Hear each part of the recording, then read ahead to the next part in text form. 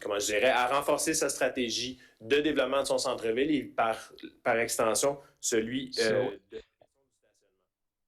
Par rapport à la méthodologie qu'on a so introduite, with regard to the methodology that we had used at the time, on a d'abord évidemment fait un portrait, we started with a diagnosis of the actual situation, of the current situation, and then we consulted with the public and we developed recommendations and strategies. on a fait d'abord, une des premières étapes, c'est de voir un peu One l'intensité of the d'utilisation du stationnement au first centre-ville. Donc, on a steps déjà was to déjà study the développé intensity une of version, parking. donc une version And so we, évidemment, quand on définit un centre-ville, on peut y when avoir we're talking about a downtown area différentes where idées it can vary. pour We essayer de wanted voir to un peu cover the le largest area portrait possible. global, mais on s'est vite rendu Uh, compte quand même but we quickly qu'il y a un pôle realized là, that there il y a is un pôle quand même, puis a un pôle que core évidemment les gens de area Dieppe connaissent très bien, là, qui that est le pôle Dieppe residents la know rue very well, 154, and rue des Gauvins, it's by centre-ville, the qui est vraiment Gauvin Block, the l'emplacement où il y a public le plus market. d'action. Je voulais That's where rajouter the aussi most que active area is. l'étude faisait suite aussi à une I étude de also 2017 qui wanted avait été to say that we were building on a sur le report done in stationnement, aussi pour 2016 voir un peu est-ce que les done as municipalités well on parking. géraient It was done adéquatement, puis aussi de it was voir done to determine whether the municipality ce was volet-là. Donc, c'était managing notre étude de voir en parking continuité un peu sufficiently, avec ce qui était fait aussi en and so we wanted to 2017 work in et les continuity changements qui auraient with what had already il been y done. avoir beaucoup de So if continuité. you Et read ça, the two les reports, continuités ont you'll see a vraiment lot été of considérées continuity as well. autant d'un point de vue utilisation, c'est-à-dire les ratios d'utilisation, So we looked est-ce at que things c'est like vraiment use excessif, quel ratio, pourcentage the percentages, for sont dans le example, stationnement, vraiment of people who were using excessif, parking, surtout and we sur le focused stationnement public à cette more on hauteur-là, public pour essayer parking de voir un peu quels étaient les principaux to constats. Donc, on a determine établi vraiment what the main c'est quoi observations were. une So, and that perception. we saw that Probablement between que si 2017 and this report, c'était there probablement was dans le contexte things urbain had not aussi, changed much. souvent les solutions ont tendance à venir d'elles-mêmes. Hein, puis c'est And un peu solutions often tend to le rôle des kind of municipalités, develop c'est de voir comment est-ce qu'on peut organically, and the coordonner un peu municipality's roles ces réalités-là is puis to ces jeux de uh, pouvoir-là entre les développeurs, entre les utilisateurs. is to is to kind of serve as an intermediary On between s'est the rendu compte media, aussi que dans le the développement developers and the de public. l'offre en stationnement, oui, la ville était, puisqu'elle était propriétaire de l'ensemble So ou les principaux the city terrains au centre-ville, is the main owner of elle parking avait lots aussi la in the city. continuité So the city will continue to play à an l'égard du important role stationnement. in public parking. L'augmentation du nombre de résidents devient la principale donnée à considérer durant les prochaines 5 ans. We have to Si look je at poursuis public avec la population growth in the next différence par 5 years. rapport And à I would say that that's 2017, parce qu'en 2017, main difference between the on avait 2017 project. encore un objectif In d'augmentation 2017, the emploi de objective bureaux was et looking really at d'espaces offices and employment d'affaires. On and croit qu'avec businesses. donc 2022-2027, But in c'est vraiment plus un point de vue 2022 résidentiel to 2027, we'll qui va put more of a couvrir un peu les focus résidents on qui présentement residential peuvent être issues. sous-représentés dans votre centre-ville. Residents were Faire en maybe sorte qu'il va falloir donner une vue underrepresented, très complète and du lieu de vie.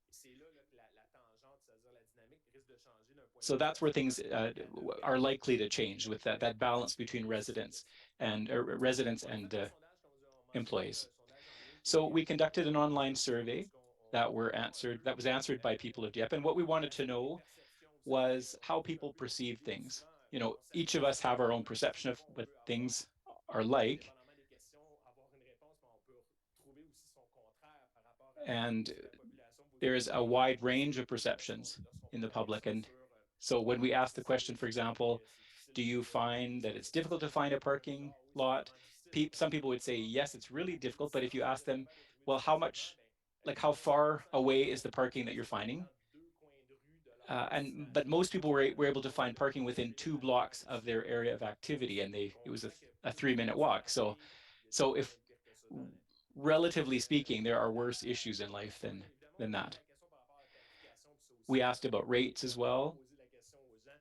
est-ce que vous voulez une nouvelle taxe? Puis And, anytime we évidemment, ask people, do you want a new tax? They will say mais ça no. ouvre aussi But la if we put it in possibilité et les context opportunités and we tell them, well, this could create opportunities, dans, people's answers are much more nuanced in their opinions. rapidement, l'utilisation des stationnements. Donc, vous voyez un peu, là, on a identifié un So peu des here hotspots you see the qu'on hot allait spots avoir for avant que la parking. périphérie était beaucoup You moins, see that the peripheral area is much était less moins sentie. On used voit for parking. les effets ou les impacts. Puis, d'un point de vue quotidien, là, je peux comprendre And I'm aussi talking on a daily que basis as well. chez public, le samedi, When c'est there's a beaucoup public market plus on ressenti. Le Saturday, concret ne serait pas nécessairement things might look differently than they do here on the map. But we try to take data from different times of day, different periods of the week, and and this does not mean that parking management strategies will not have to be adapted to various events. So, for example, around the activities around the market. So in terms of use, over the past 5 years, demand for parking has been remained relatively stable. On-street parking is not optimally utilized. If we have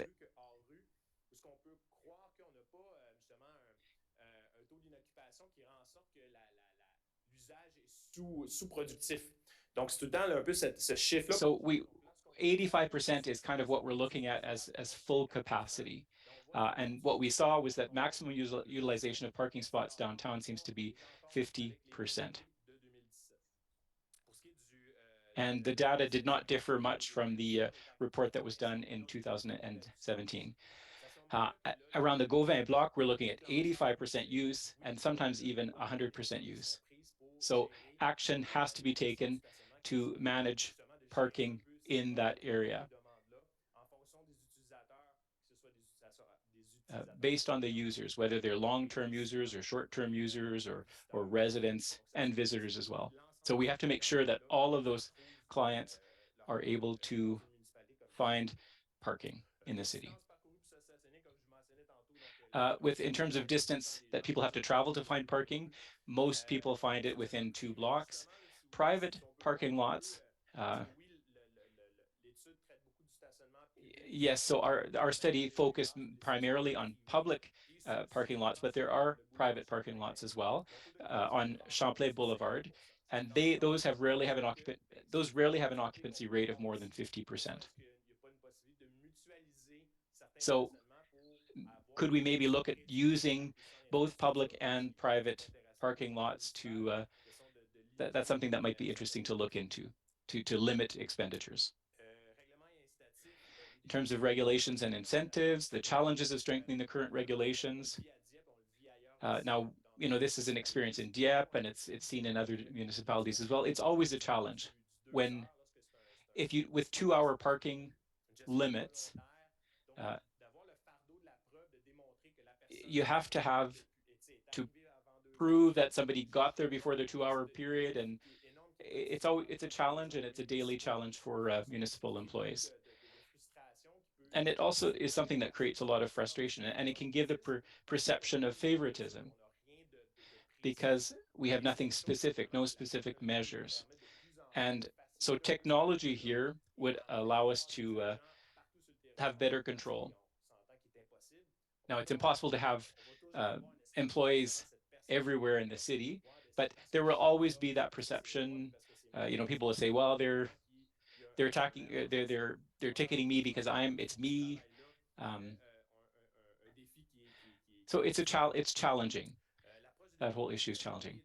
Now, the approach to development has adapted and has remained consistent with the vision for the downtown. And so since 2005, there has been a change in regulations and in the support that the city of Dieppe provides to developers. So there was a good maturation, an evolution in the approach that the city of Dieppe offers to developers. So we've solved the initial problems, but you've also been able to keep an urban feel downtown and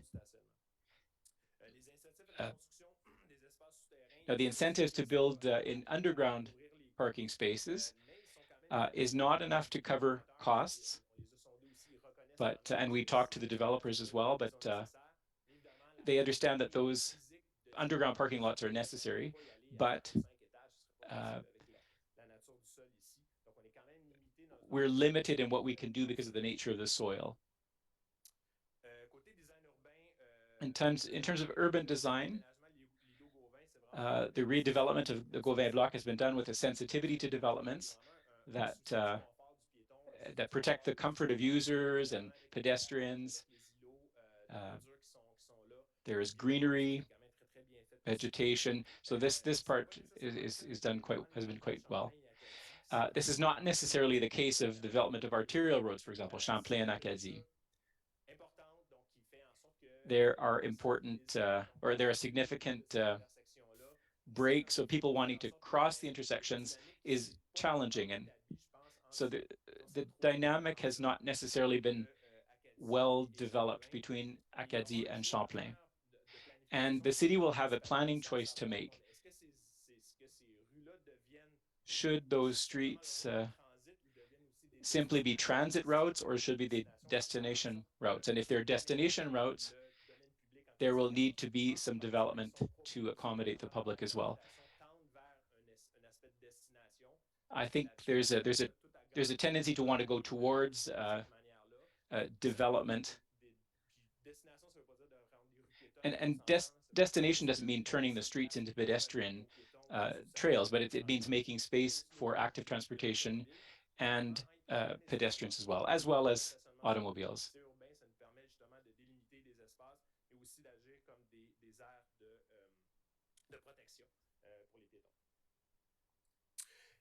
Je glisse maintenant côté recommandation. I'm just going to the recommendations. Our first recommendation, we separated them into management, regulation, urban design, and incentives.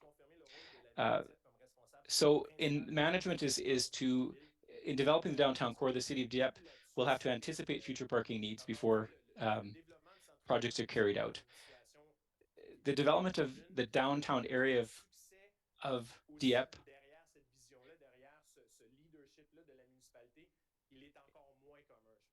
is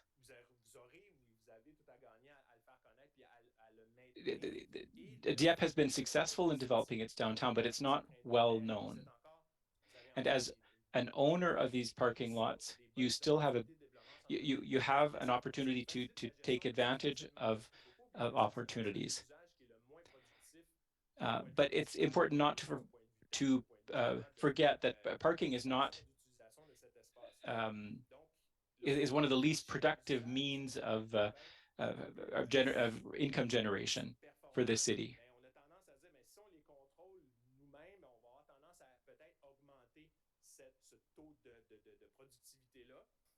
So the parking spots are not necessarily productive spaces, but if the municipality maintains its role of main provider of parking downtown, that gives you the maneuverability to manage and oversee the public lots and private lots to a certain extent as well.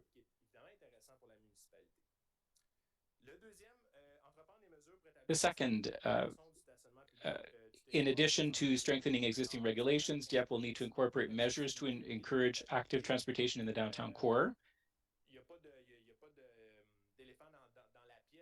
Now, there's no elephant in the room here. The idea of rates came up a lot in the discussions and in the evaluations.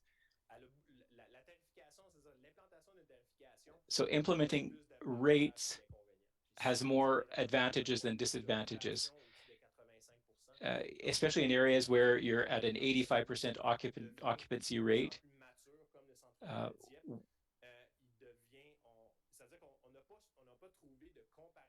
We did not find any other comparative studies that would say that you could just keep parking free in a downtown area. We didn't find any examples of that.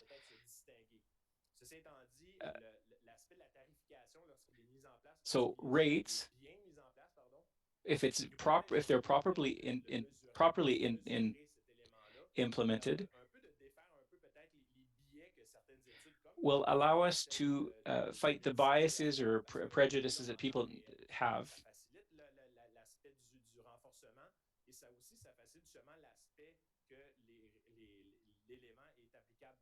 Pour tous et en même temps. Donc, évidemment, vous allez... So it's important not to apply the same rate throughout the whole city.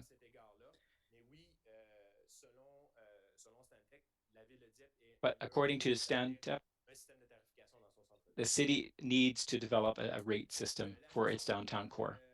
In terms of management, we have a number of recommendations. Um, to, we support the creation of a business improvement zone.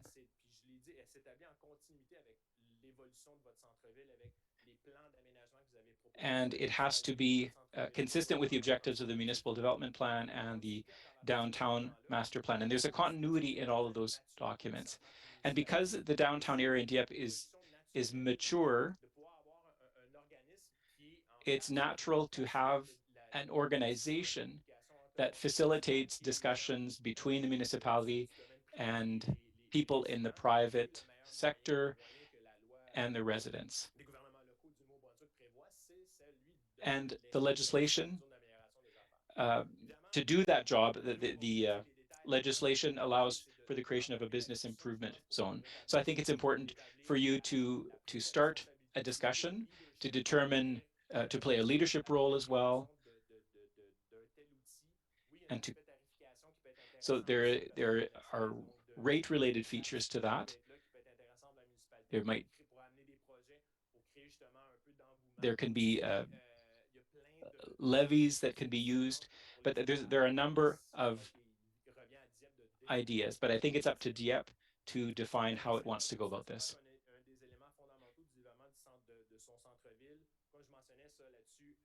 Now, it's important to include parking as a key part of the development of downtown.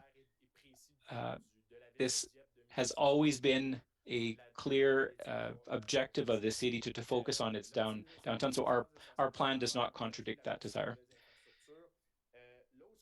Optimize the management of parking spaces before thinking of building new infrastructure.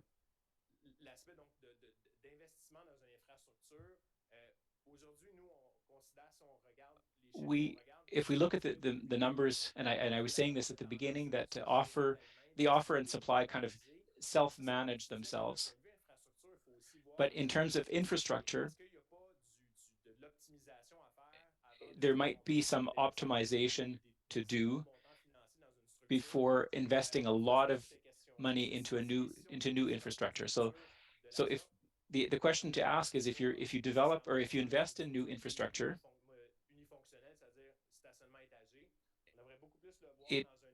you should look at it with a view to keeping enough parking lots in the downtown, like so that a constant 500 parking spaces available in the downtown core at all times. So let's take the example of extending the public market. We know that there are a lot of people that use that parking lot during the week, and then short-term parking during the weekend. So if we extend that market, you might want to look at building a mixed structure rather than just a monofunctional structure. Favor comprehensive solutions over piecemeal ones. And what that means is that it's good to avoid pilot projects. Okay, let's say we're gonna start a pilot project on Evolution Street because we want to see how it'll be perceived by the public, and then we'll extend it to the entire downtown core. But what we're saying is that could create frustration. But if you take a comprehensive approach, you're looking at the whole downtown area. That doesn't mean applying ideas everywhere in the same way, but having that the whole area in mind when you make those plans. Coordinate downtown development with public transportation. I think that will be an important aspect as well. We know that, if buses have to go down Champlain, how can we fit that in with parking needs? Improve communication with downtown users with extraordinary events, construction, and other situations. Through our consultations, people told us when there are street closures and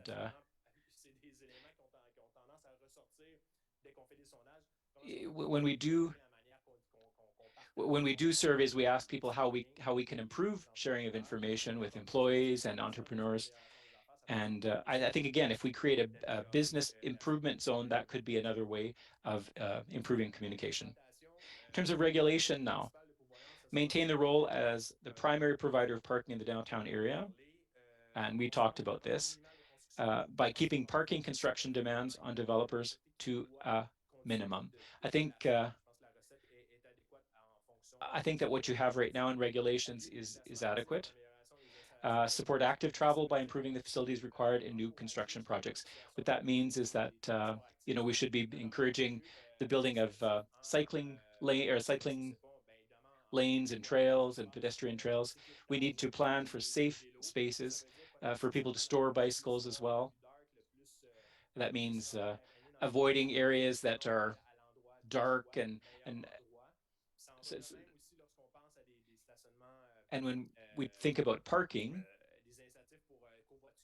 incentives for carpooling as well, we try to put those areas in the best space so as to encourage the use of those spaces. Consider reinforcing parking bylaws that pertain specifically and mainly to the downtown area.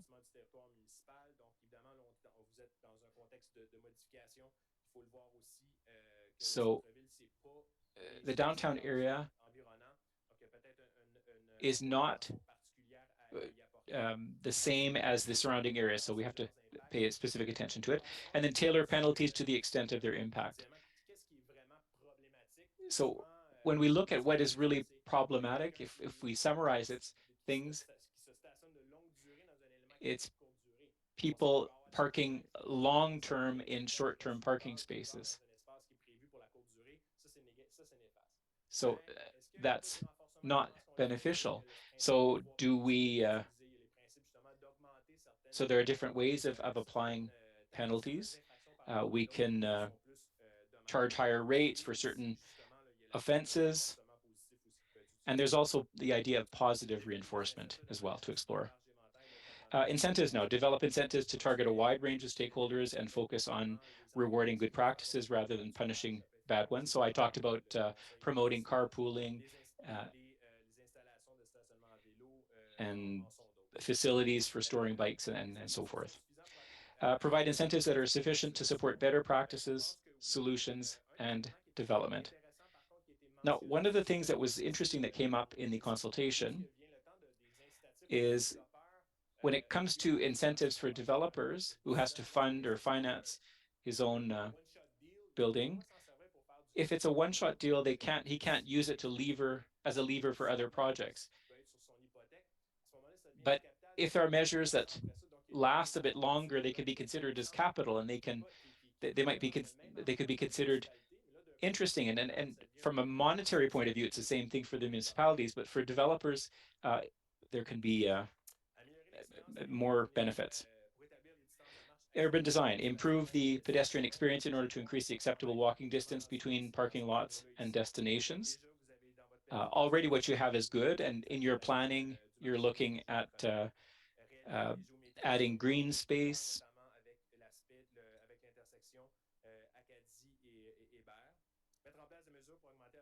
implement measures to boost the productivity of on-street parking. As I was saying, at 50%, you have a good opportunity to increase that productivity. We can also study, another recommendation is to study public design practices, including street geometry, to improve the pedestrian experience. We could look at having slip lanes so that people can pass each other easily. There's not a lot of those in the downtown area of Boston and other cities, but maybe there's a look to or an opportunity to reconfigure the geometries as well. In terms of visitability, we recommend increasing the visibility of downtown public parking, location, and availability so that you can promote your areas, and then implement carpool spaces for long-term parking. And it's also a way to improve good behaviors. I hope that there is a bit of time. I tend to take a bit more time than always take a bit more time than what's allocated to me, and that's a bad habit of mine. But if anybody has any clarifications, I can do that. All right. Well, we had given you till 6:15, so congratulations. We're all that has been our experience in the past that you take more time than allotted. So counselors, are there any questions that you might have?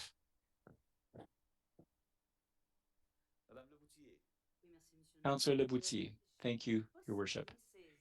I'm not sure that I understood item number 15. You talked about leveraging of financing on long-term incentives. Could you elaborate a little bit more on that?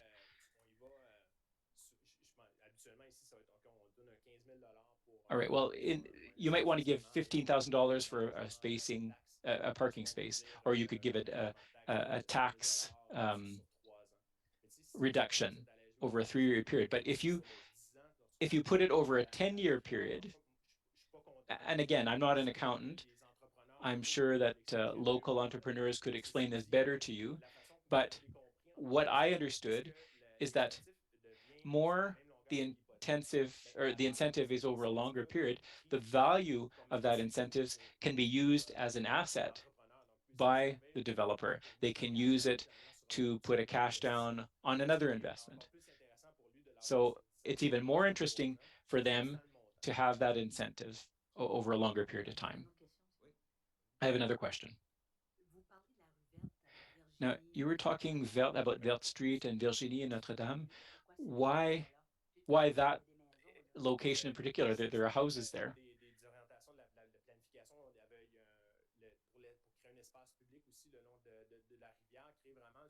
Well, there was an idea of creating a corridor to join the multi-purpose trails that go into the residential sectors. So that's why that axis was planned for. Oh, so it's near the end of Virginie? Is that it? Okay. Merci, Monsieur le Maire. Councillor Boudreau, thank you, Your Worship. I had a question, and in fact, I've been thinking about it for some time. Really, from an environmental viewpoint, to reduce car travel, I was thinking about this ratio of parking spaces we have per apartment building or per business. Yes, yes. I saw in your document you had some case studies. Yes.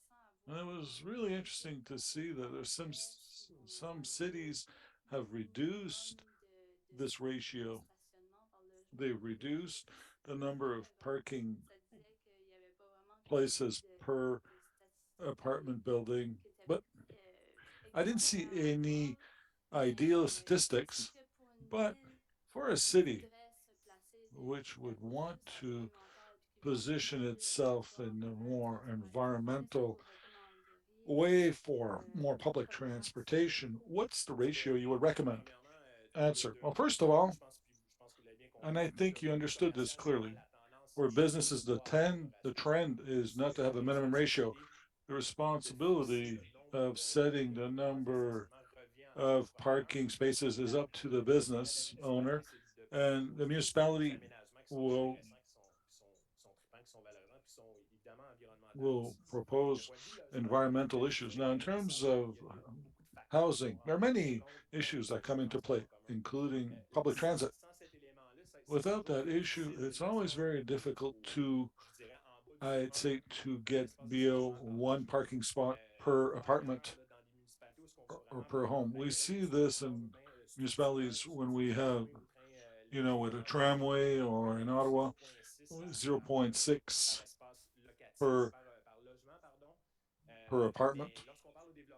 When we talk to the developers, nonetheless, they always try to limit this, but even though the regulation is at zero point 0.6, they'll go to 0.8, and if they can put a full ratio, one-to-one ratio, the demand is still high. Now, compared to Dieppe and in New Brunswick in general, I'd say, it's difficult to see in the short term because, yes, public transit, we don't have the public transit, you know, what we have is better than nothing. I know in Edmonton there's no public transit, but unless you have something that's regular every half hour, so until we have this, it'll be very difficult to reduce the ratio. It'd be difficult to do more than what we're doing right now. But in the long term, thinking about the future, how will we get there? We shouldn't lose sight of that objective, even in the short term, I think. Absolutely. This is one. Setting maximum levels, that could be a good way. Regarding this, I like to talk with promoters, and they know what's happening, and we see with an aging population where we're going, but in trying to rebalance in Dieppe, really, we're defining, we had a workplace, we had some leisure activities, but with residents now, we're changing the mix downtown, and we may need less parking in the future. It's not easy to foresee. This is why these measures, and you're doing this every 5 years, and that's great. And if you want to do it even more quickly, in view of the municipality's growth, keep an eye on those issues. All right, well, thank you. Thank you. Anyone else?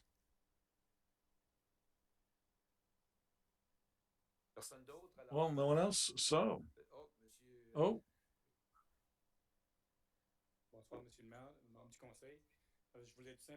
Your Worship, I simply want to talk Mr. Pascal. They followed the timeline, and I'd like to thank contractors. There are two with us this evening, and some are watching this on television. So we've had excellent cooperation. And the work is just starting because this report is just being tabled. For your information, we have a meeting on the 14th of December with business people just to look at the next steps.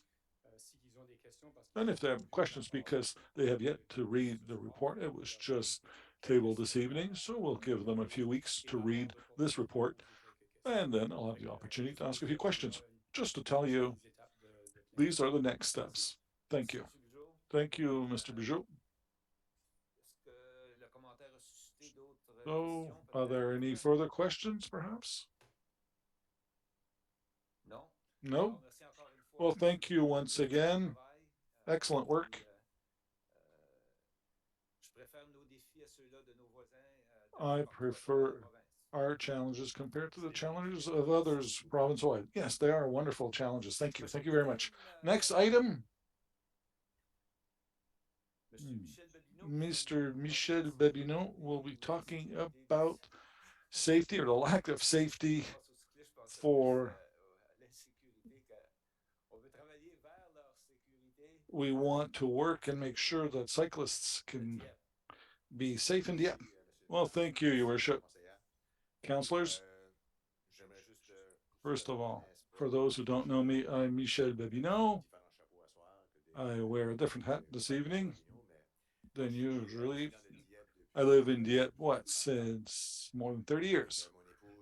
With my spouse and our two children, we live here, and I consider myself as a fairly active individual. Over the years, I've done some swimming, running, cycling, and in Dieppe, by doing all these sports, our facilities are fantastic. We have a great pool, and we have great trails at the Rotary Park. Last year, on the 28th of April, 2021, during a biking training, while I was training on my bicycle with a good friend, I was hit by a car in Dieppe as I was traveling towards Cook. I've sustained serious injuries, fractures to my ankle and wrist. I had to stop work for 4 months. And, physio, massage therapy. 8 months later, well, not 8 months, but about 4 or 5 months later, I started getting back on my bike again. But first of all, on a spinner first, and then I started getting back on my bike before. At first, I thought I'll never get back on the road. It's not worthwhile to bike on the road. It seemed to me it doesn't make any sense. But it seems to me I'll give myself enough time before I make a decision because I really enjoy this sport, bicycling. When I started biking again, I started on, you know, our Dieppe trails.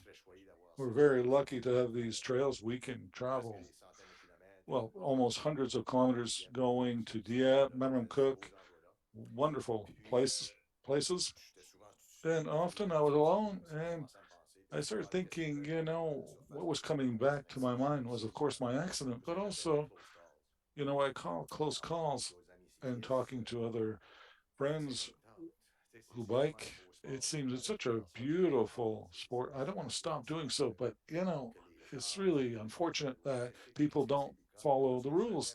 And when I come back with these close calls, I recall several times I've talked to people, they passed me and they came very close to me and I turn around, they turn around and they park 100 meters later and I went there and talked to them.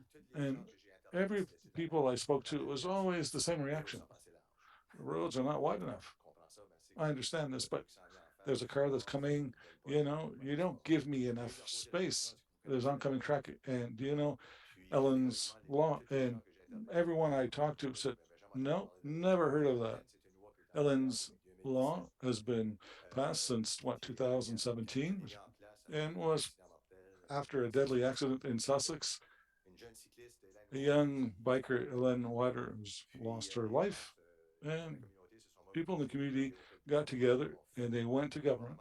And the government, in the end, adopted an act called Ellen's Law. It's simple, this act.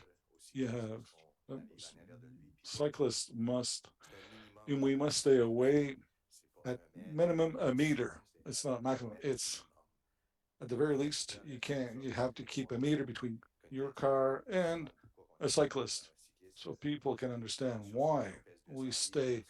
We stay a meter away. A cyclist may weigh 200 pounds, a car 10,000 pounds. So in 2007, in 2017, this was, we saw this in the media, etc., and then nothing else after that. So it seemed to me, oh, was that my doing?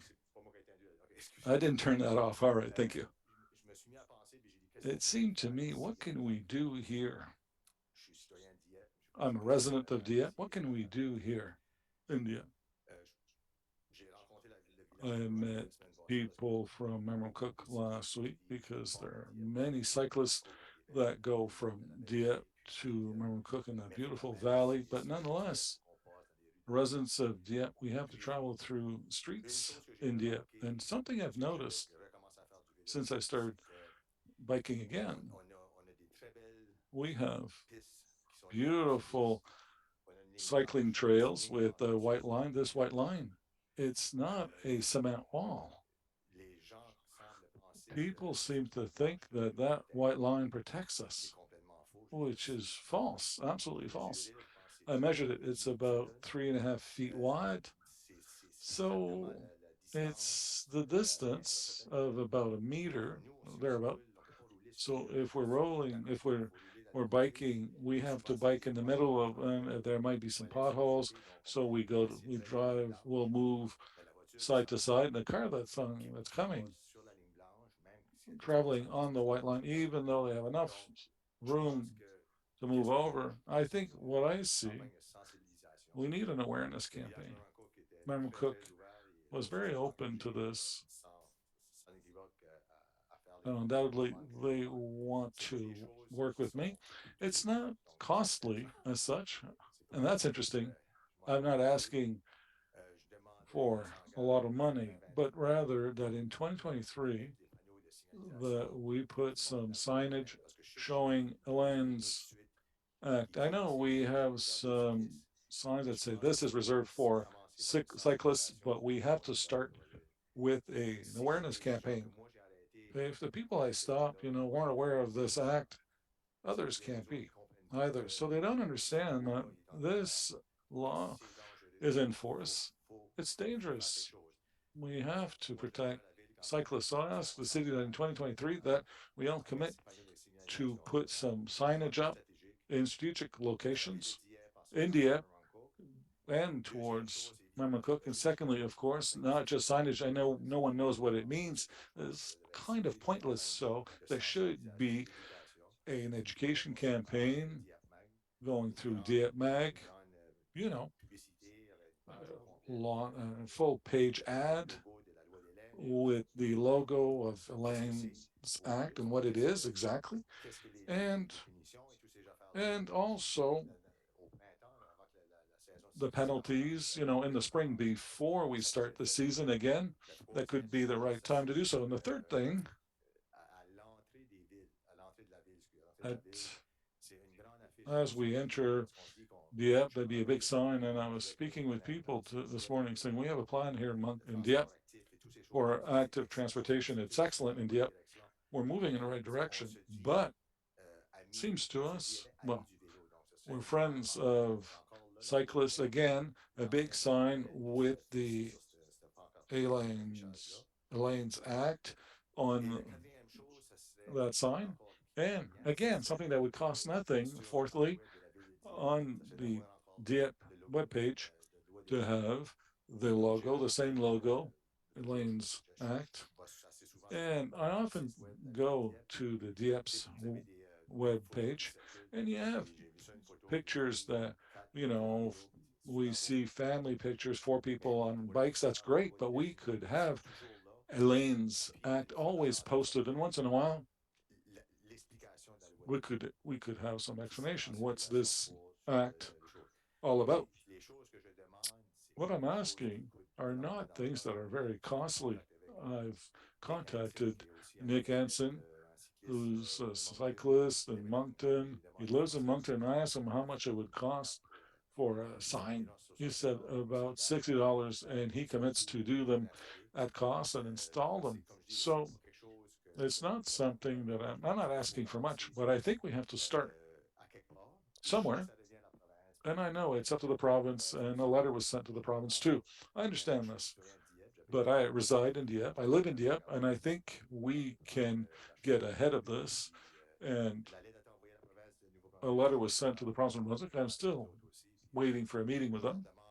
And I'm asking, other things that I find that's unacceptable. For instance, since 2017, the Alliance Act was never part of the driver's guide. My youth took his driver's course, and he never heard about this.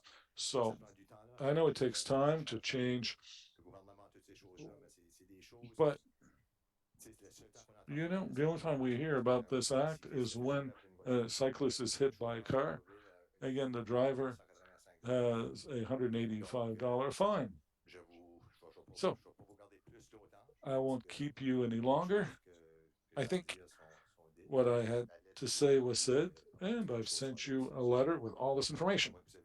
Unless you have any questions, I thank you for your attention. And I hope, like Marilyn Cook, you will do this and all those things in 2023. Thank you, Michel. Thank you, Mr. Babino. Questions from council? Councilor Boudreau. Thank you, Your Worship. Thank you, Mr. Babino, for your testimonial. And you've been working hard on this issue.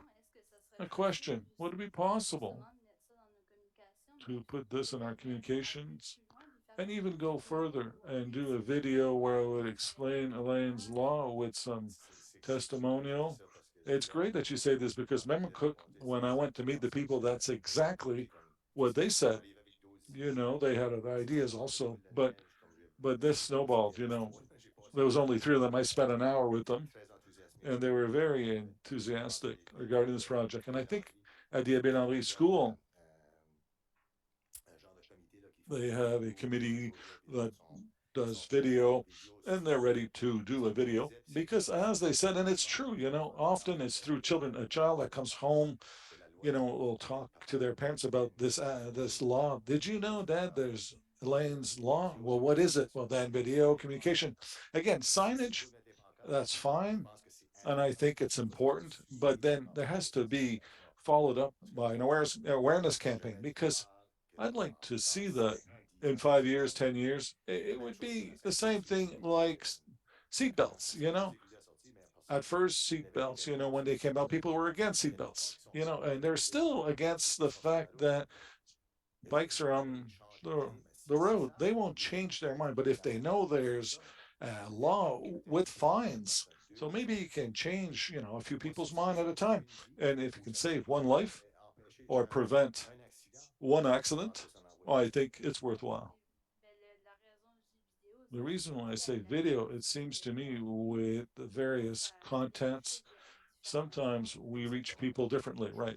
With various mediums. Yeah. Well, thank you, Councillor Ganting. Thank you, Your Worship. It's not a question, but rather a comment, Michel.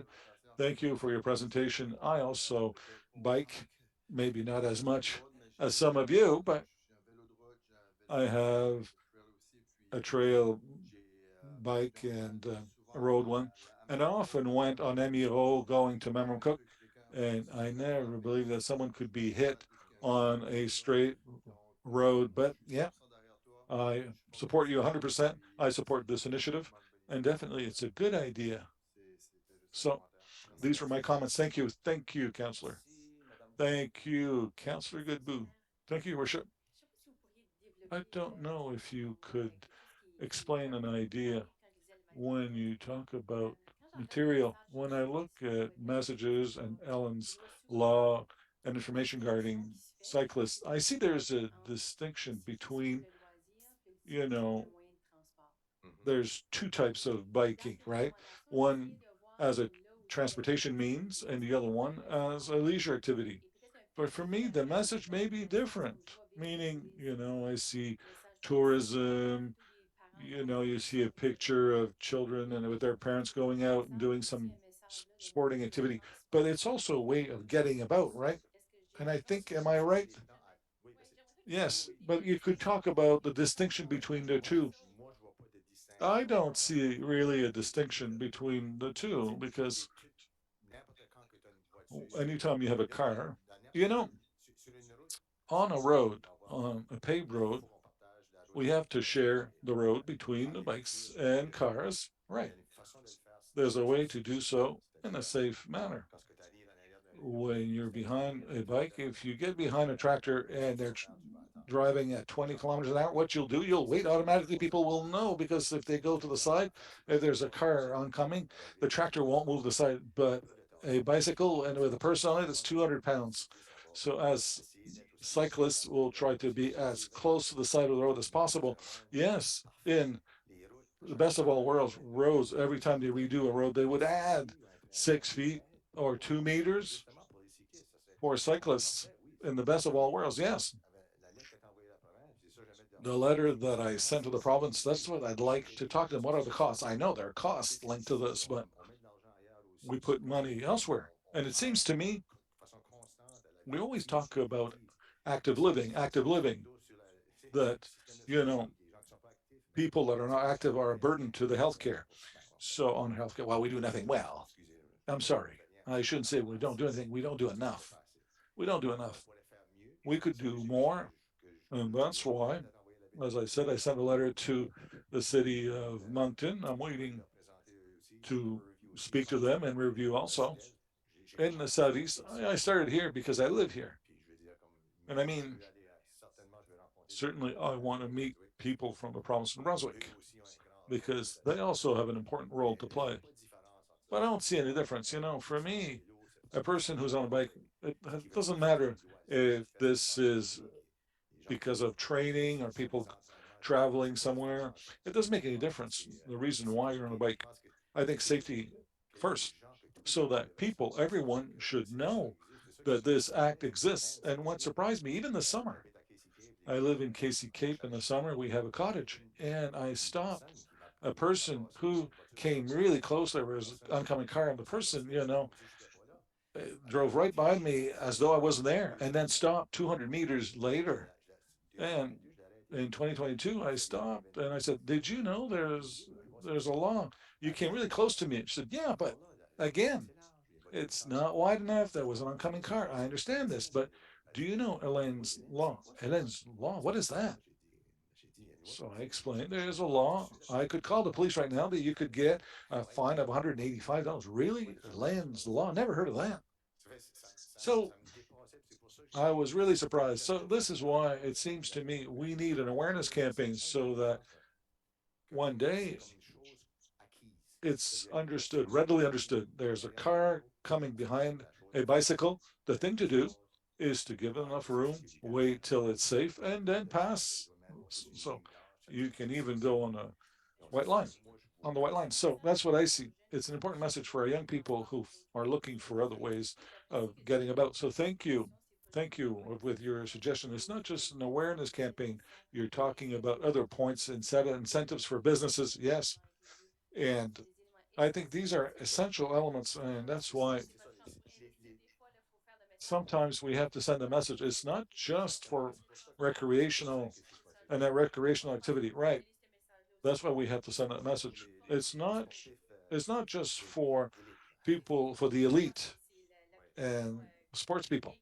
I think it has to be for the general public. Right. Thank you, Councillor Godet, followed by Councillor Jose. Yes, thank you, Your Worship. Thank you, Michel, for this presentation. I still bike, well, not as much as you do, but I travel along the roads and I know what you mean. Sometimes they come very close. We're all encouraged. We want to encourage active transportation more and more so. So I will support you 100% on this because I see what's happening. I had some close calls myself. I know what it's like. And one thing I'd like to add, and we've talked about this already, cells, they're distracted, they're texting. I think we should talk to the province to increase the amounts of fines if you're caught texting. Yes, fines should be much higher. So maybe people would think about it twice because I'd like to know how was someone hit? Well, maybe the driver wasn't focusing on the road. Perhaps all we can do to improve cyclist safety, I fully support that. Yeah, it's something I thought of. Yeah, yes, I fully support you. Well, thank you, Councillor Godet. Thank you, Councillor Turgeon. Thank you. The connection is a bit unstable. Can you hear me? Yes, yes. All right, perfect. Thank you. Right. So we focus more and more on active transportation. And I think at this stage, I think we have to start with awareness and safety is important on our roads. And again, I find it so unfortunate that yet it's not part of the the code. Yes, with the driver's ed course, they may hear about it. But so what I would suggest, certainly I fully support this initiative. I think we need such an initiative, but also to support you and to see what can we do with the province to move forward with this file and with other municipalities if they want to get involved. I think this would be an important file and to help you on this issue. Well, certainly if we had the support of the three municipalities, well, when going to the province, yes, that's how we could start. And I'd like a letter will be sent in all municipalities, also in New Brunswick. So I have contact people in various municipalities and I hope that they will be able to, well, that's not pressure. It's really asking their municipality to get involved. And I think once I can have a meeting with the provincial government, I think if I had a letter from the city of Dieppe saying we're on board and Manon Cook Mountain, everyone's on board, then they'll have to say, well, maybe it makes sense what they're asking. And they realize we're not talking about millions of dollars. We're talking about adding some regulations to the Motor Vehicles Act and have some signage and have an awareness campaign. So we're not talking about millions of dollars, but this is concrete. It's something we could do. And maybe in 10 years, as I said, my vision is that everyone will know Elaine's law between 3 to 5 years, so that we all know this, that we don't need to talk about it, but it's known. It's part of our reality every time we see bicycle, yes, we know what to do. All right, well, thank you, Councillor Leboutillier. Thank you, Your Worship. Well, thank you very much. As my fellow councillors, I'd like to tell you that I support this file, and I think you gave good examples. And it'd be great. The three municipalities, it'd be great. We often work together, right? So if we could have not only have the same message, but yeah, so that we all work on this too. The more we use this, the better. So we'll be more successful when it comes to awareness. So if we have the same campaign, all right. Well, thank you. Very well. Thank you all. Thank you for this presentation. And I think the councillor's reaction is already known. And I'm convinced that staff will focus on this issue and implementing something. So thank you again, Michel. Thank you very much. So I see Luc agreed, and I see the programming that we have. We have the mountain biking championship that we will host here. So I fully agree. We have some ideas. Good ideas will come of all this. Will come to fruition. Next presentation is Robert McKay. It's a presentation, the importance of citizen participation on democratic decision making. So, Mr. McKay. Hello, everyone, and bonjour tout le monde. I Good think evening. perhaps I need a tech person on this, or no? Or do I just? Is that set up? You can see the presentation. Oh, okay. So it's just a matter of. Not yet. Okay. Just to maximize that, I guess. You can tell I'm a real tech whiz. You and I both. Here we Merci go. beaucoup. Okay, perfect there, or this one here. Okay. Hello, everyone. Bonjour tout le monde. Welcome. It goes without saying that every level of government will say that they want to maximize citizen engagement for better decision making. Let's try this. Oh, there. Most of us will remember the tragic death of George Floyd in Minneapolis at the hands of the police in May of 2020. Although horrifying, it seemed like the start of something big, a hope for a change. I heard the radio on June the 1st, 2020, and a young lady was describing a Black Lives Matter protest march that she was organizing that day from Victoria Park in Moncton, along city streets. Note the sign, silence supports violence. They landed at Moncton City Hall. I think that's Mayor Arnold in the blue near the center of the crowd here. But at any rate, these protests, they got a lot of notice all over the world, with politicians being on hand to support in the beginning when the public was in the streets en masse.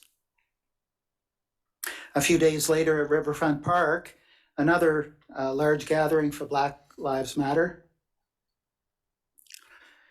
They gathered at a very symbolic and meaningful location. It was at the memorial to the 3 RCMP officers who were killed on duty in 2014 in Moncton.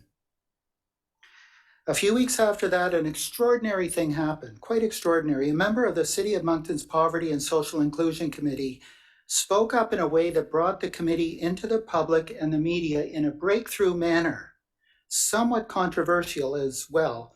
As per the Black Lives Matter movement, Charles McDougall suggested that the police budget redirect money to alternate social services and supports. He said there was a discussion to be had at the municipal level, and he suggested that more diverse voices and faces should be involved in those discussions. His comments are mom and apple pie. They're Democracy 101, I think. When I attended Moncton City Council on the 18th of July of this year, my notes that I have recorded, of course, the words of a councillor who said, we need more people in this dialogue. Democracy 101. back to Charles McDougall in 2020. The committee chair, Charles Legier, said that this discussion would be better had at the Kodiak Regional Policing Authority, the CRPA, the civilian oversight body for the Kodiak Regional RCMP. Whatever discussions that Charles McDougall or others might have had at Mr. Legier's suggestion at CRPA or other venues, I don't think they could have been too successful. I have understood the following to be the case from media reports. The RCMP budget in the year 2020, when George Floyd died, was $23.9 million.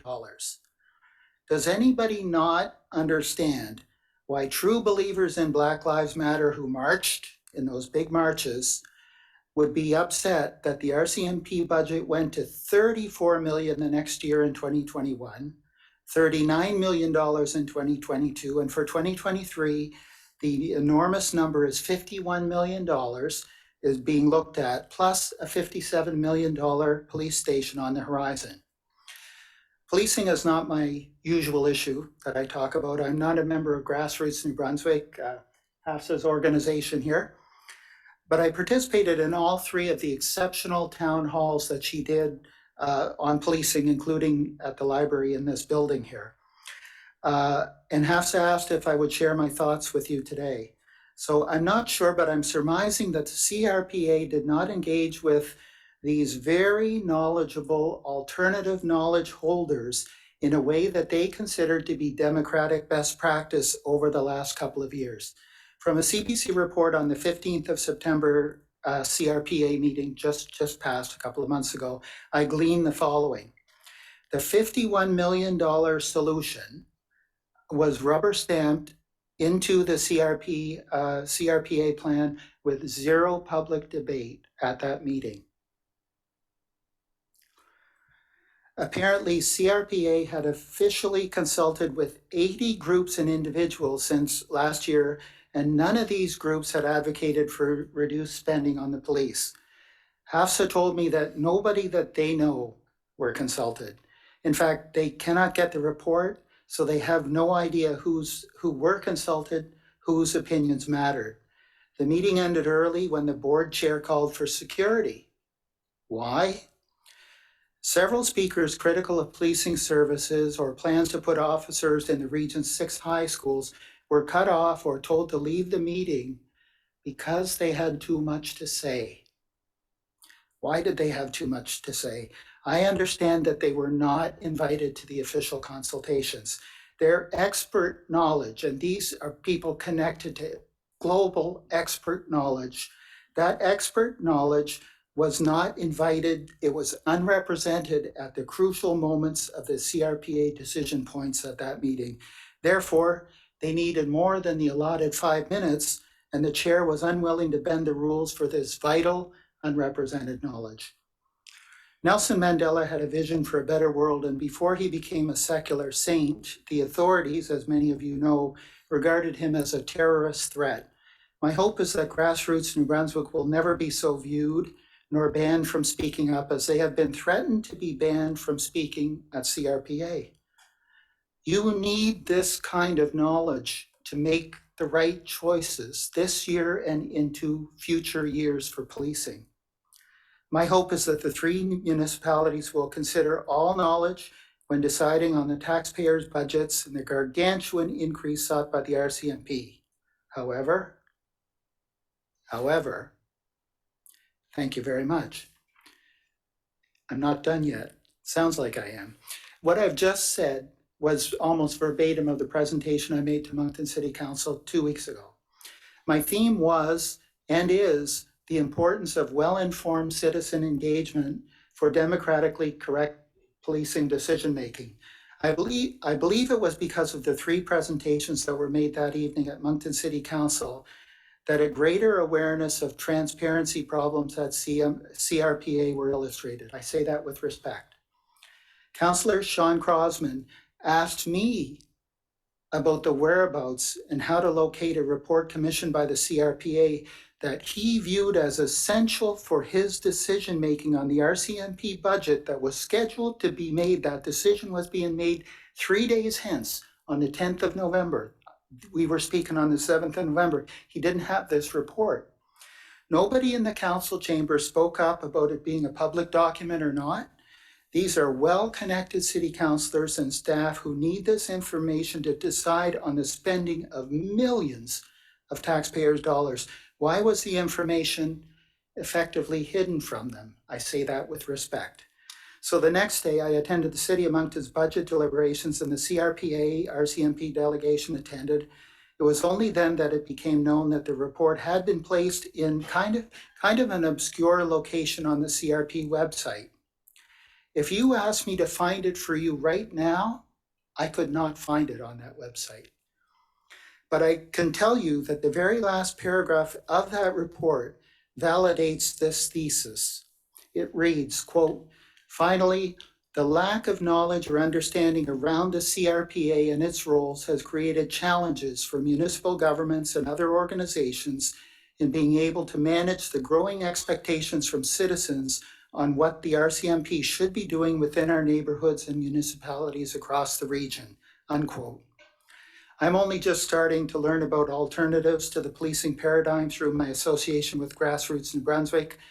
I can tell you that they are trying to do you a tremendous public service by trying to open up a more transparent dialogue with CRPA, with the RCMP, and with the tribe community councils. And they are willing to do what it takes.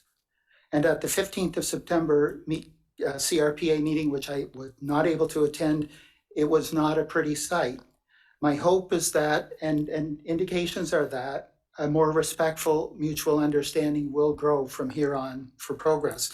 If any of you are interested in seeing how CRPA might become more transparent, just at a glance, take a look at the website and their website and compare and contrast it with the Halifax Police Commissioners, Board of Police Commissioners website, for example. So I hope that you will decide to support Grassroots New Brunswick in the months to come as they seek to make your job of more informed and to give the public a reason to come out and to see what the CRPA is about and what it's up to, and to become a better educated public who are able to advocate along with you for best alternatives for policing in the tri-communities. Thank you very much. Thank you very much. Question for Mr. Robert McKay. No questions, Madame Godbout? Oh no, I forgot to turn it off. Well, that must be an indication. Welcome. Thank you for coming today. Thank you. I certainly listened intently to everything you said, and I am currently the newly appointed member at the CRPA board member. That September 15th meeting was my first meeting. And trial by fire. Well, and in fact, and I would say, this. I appreciate your comment to the effect that it would seem that we're on a better path of communication and of transparency, and I would absolutely agree with that. And certainly part of what I've undertaken to do on behalf of the council sitting on that board is to take active part in the governance committee. I'm chairing that committee and looking to, in fact, ensure that there's a good public debate and information that is there. I had the same comment as you did with regards to public debate. I think people are aware that there's a greater interest. People want to be able to have access to that public debate where and when it can be made. So I think those are things that I've taken, but I do appreciate the fact that you did note that change in tone that has happened, because I do think it's going to bring about a lot of important change and a good path forward for all of us. So thank you for your comments tonight. Thank you. Thank you very much. Merci, Madame Godbout. I see no. Thank you, Councillor Godbout. The best one. So thank you. Merci beaucoup. As she has pointed out already in her discourse. And I say this all with respect. I understand there might be somebody here that used to be with the RCMP. Is that correct? That's correct. I think it would be you. I think I read that in a bio somewhere. That would be me. So I say it with respect. Thank you. Thank you. So, ça nous amène maintenant à la... That brings us now to the presentation by Grassroots NB, Hafsa Mohammed. Pour 10 minutes. 10 minutes. You have 10 minutes. Can I move this? Yeah. Awesome. My name is Hafsa. Did you have a presentation? No, I don't. Thank you. Although I can seek inspiration from Mr. Mandela here. You could have worse people on the Yeah, right. For sure.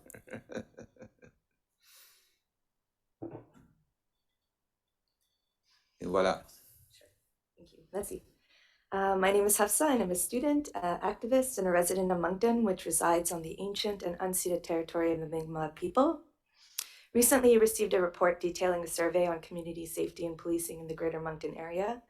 The knowledge was gathered throughout the month of October 2022 in all 3 municipalities.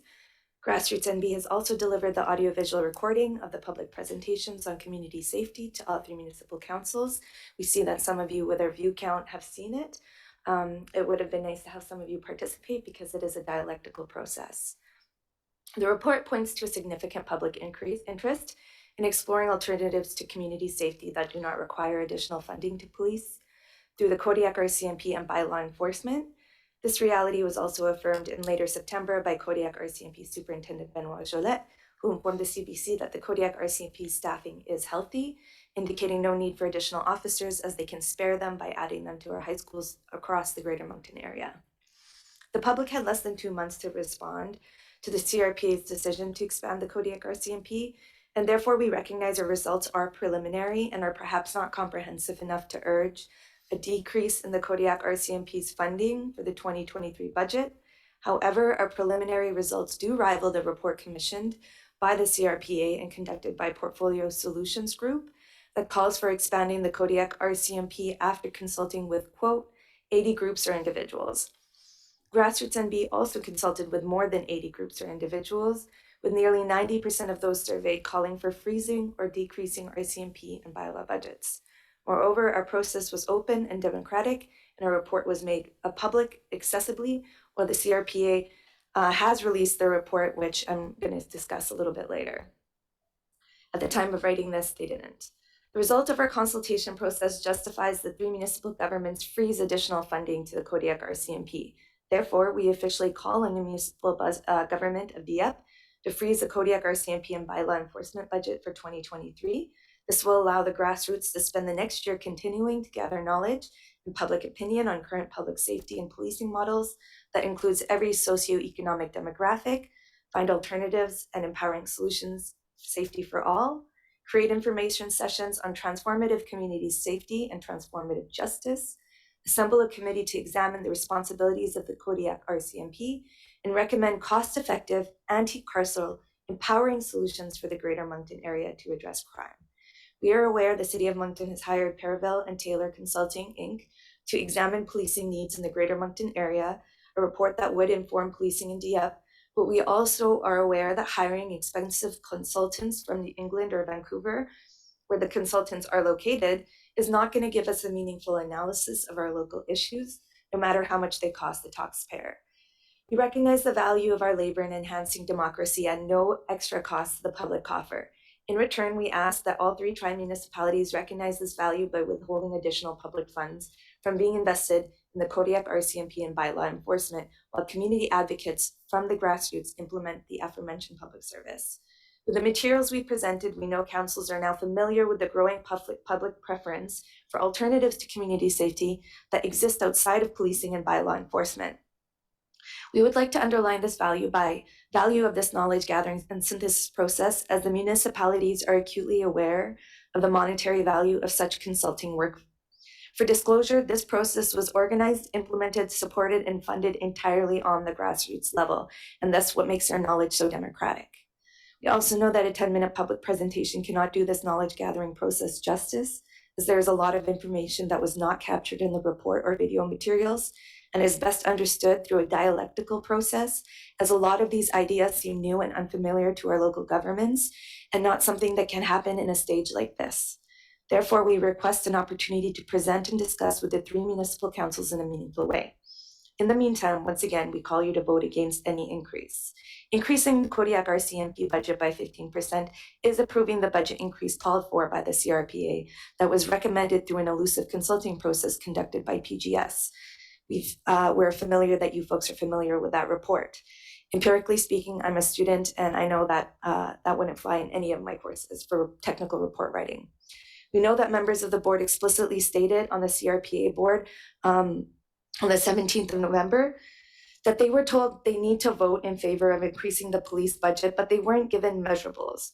Riverview recently approved the budget on conditions that the Kodiak RCMP provide data around how extra police officers will actually address crime. Because criminologists, academics, public health experts, and doctors are saying that not only does policing and criminalization not reduce crime, it exacerbates social problems. The criminalization of poverty, which expanding the police and by law enforcement does, will hurt the people being policed and the people paying for the police, as crime will grow and constituents will remain unhappy. The growing number of unhoused and street-involved folks is a direct result of our political economy. Therefore, funding social services will have an immediate result in reducing crime. The $6 million increase to the Kodiak RCMP and the over $1 million increase in bylaw enforcement could house, feed, and give clean medicine and other mental health services to every unhoused person, 518 last reported by social development in the greater Moncton area. And by house, I mean you can give our unhoused residents direct rent subsidies and they can rent any one-bedroom apartment in the area through a privately owned unit. You wouldn't even need to wait for Rising Tide, who's having issues with their building units. So I'm a student in my finals in political economics, and I'm studying capitalism and imperialism and colonialism. And the main theme that runs through that is policing and police power.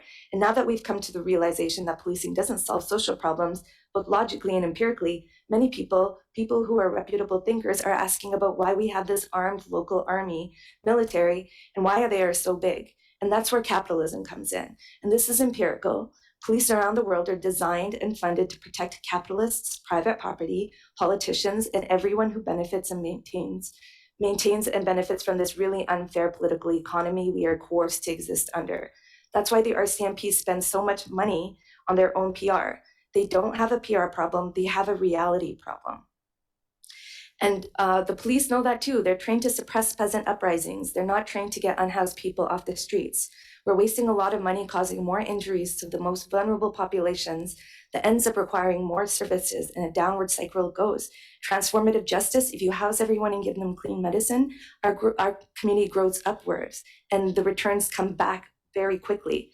Why are we getting our domestic army to deal with the reality that we're the poorest province in the country? Sicking the police on the unhoused reflects our culture, our collective beliefs. How will you use your vote to reflect your culture? Thank you for your presentation. Thank you for your comments. Your time has expired. Thank you. Okay. Thank you. Question on the part, but before, just in case there's any questions from members of council.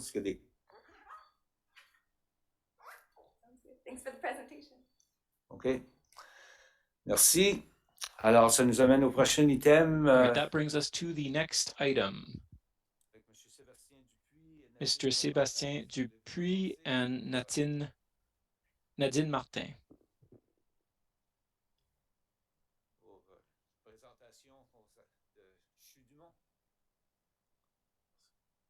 You'll be talking to us about Chute du Mont. Thank you, Your Worship, dear councillors. We brought a package with us that we'll be distributing so that you'll be able to follow us.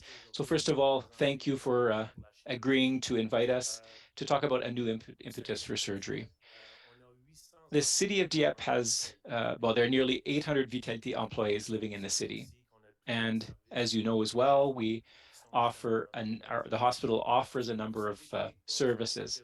And what you don't know, and what we'll be talking about today, and we don't have the figures here, is that we're starting a major campaign, and there are two parts of our campaign that are operating rooms and a surgical robot, and we'll be talking about them in a bit.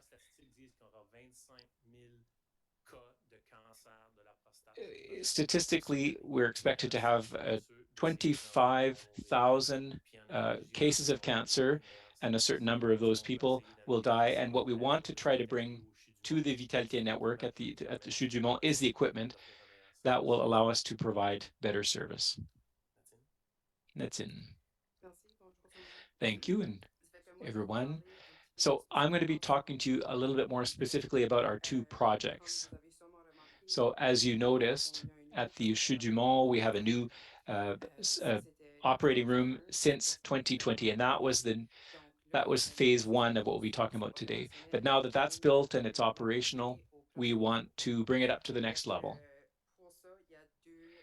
And to do that, we have two projects, as Sebastian mentioned. So we have the surgical robot project, and in the new operating blocks, we have 9 operating rooms. We want to digitize them. So we want to bring in modern technology. So what's there right now is basically is very basic, but we want to bring it up to the next level.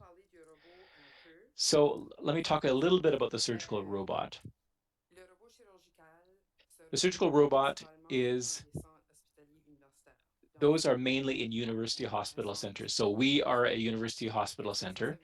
And what that means is that new specialists that will be coming to our hospital will be trained. So we'll be training them outside the province and then bringing them in. And we need that technology. So we're at that point. 70% of university hospitals have at least one surgical robot. A few years ago, in one of the hospitals in Halifax conducted a similar campaign to get a robot, and now they've launched a second campaign because the waiting line is too long, and so for now we just have one robot for all of Atlantic Canada. It's also a question of retention as well and recruitment. We already have specialists who are trained on the robot. The robot will be used for prostate surgery and gynecology. And for those of you who are not aware, at the Moncton University Hospital, we're the only ones that have that gynecological specialty. And our surgeon is trained on the robot, and she's very excited to be able to do the work that she was trained to do. And it'll also be much better for her patients. Here we see a Dr. Jocelyne Hibert, who's a champion, and she worked with Horizon and Vitalité to prepare a business case that there is a need with the population that we have here in Dieppe. So she's a supporter of the project. So the 9 rooms, one of the big reasons that it's important for us is for our students.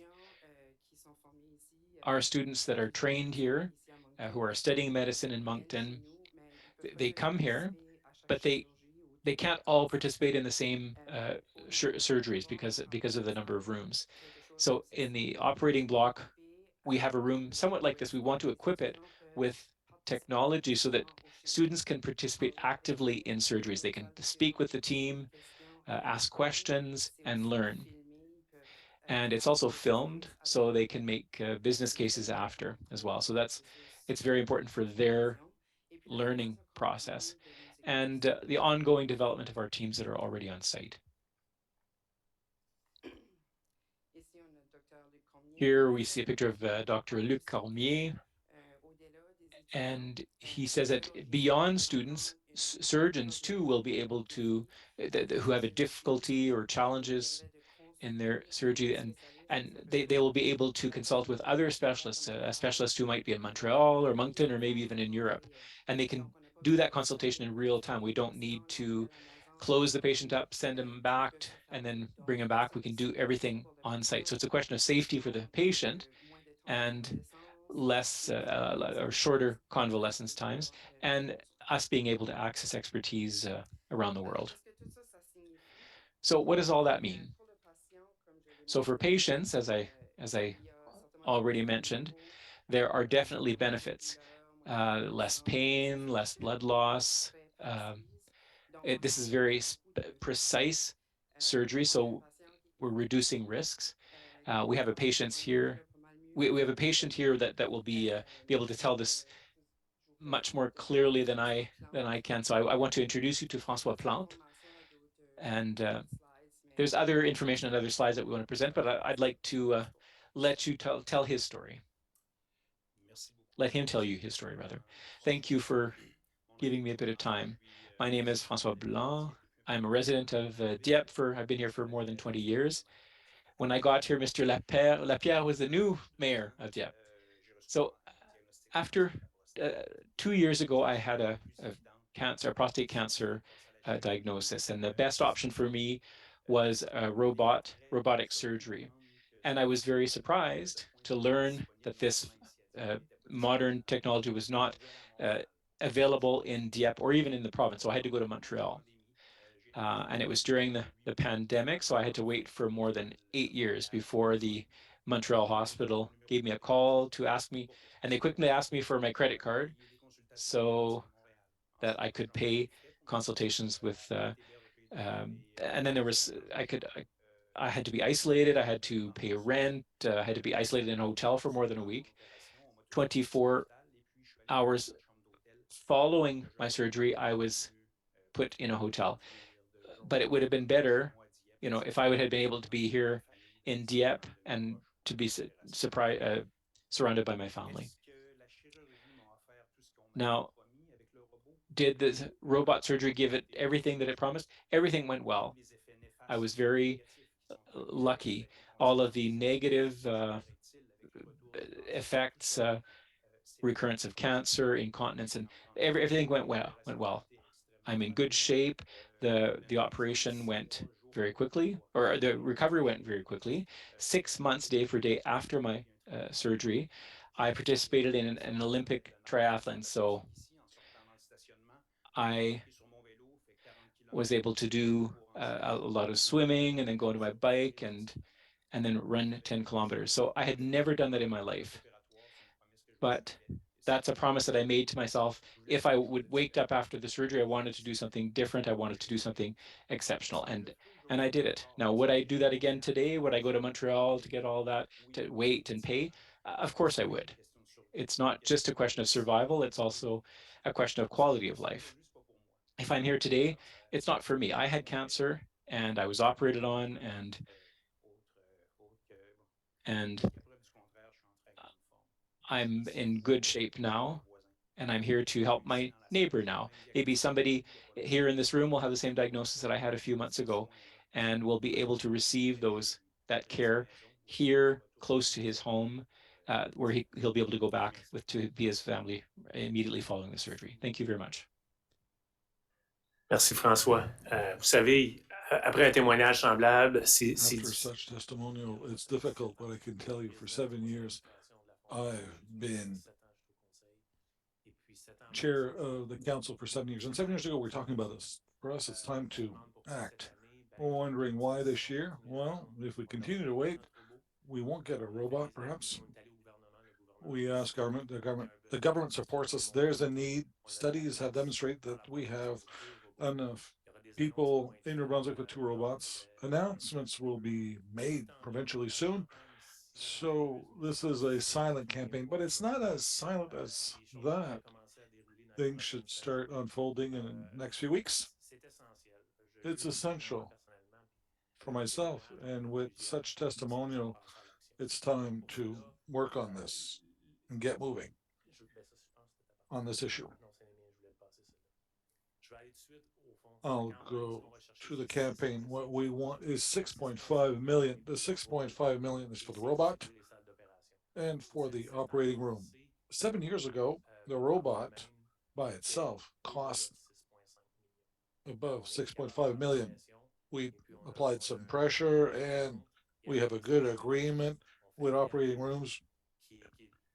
It's killing 2 birds with 1 stone. So it's what's our ask to the council, to the city of Dieppe? What we want is a donation. We sent a letter, which we'll give you.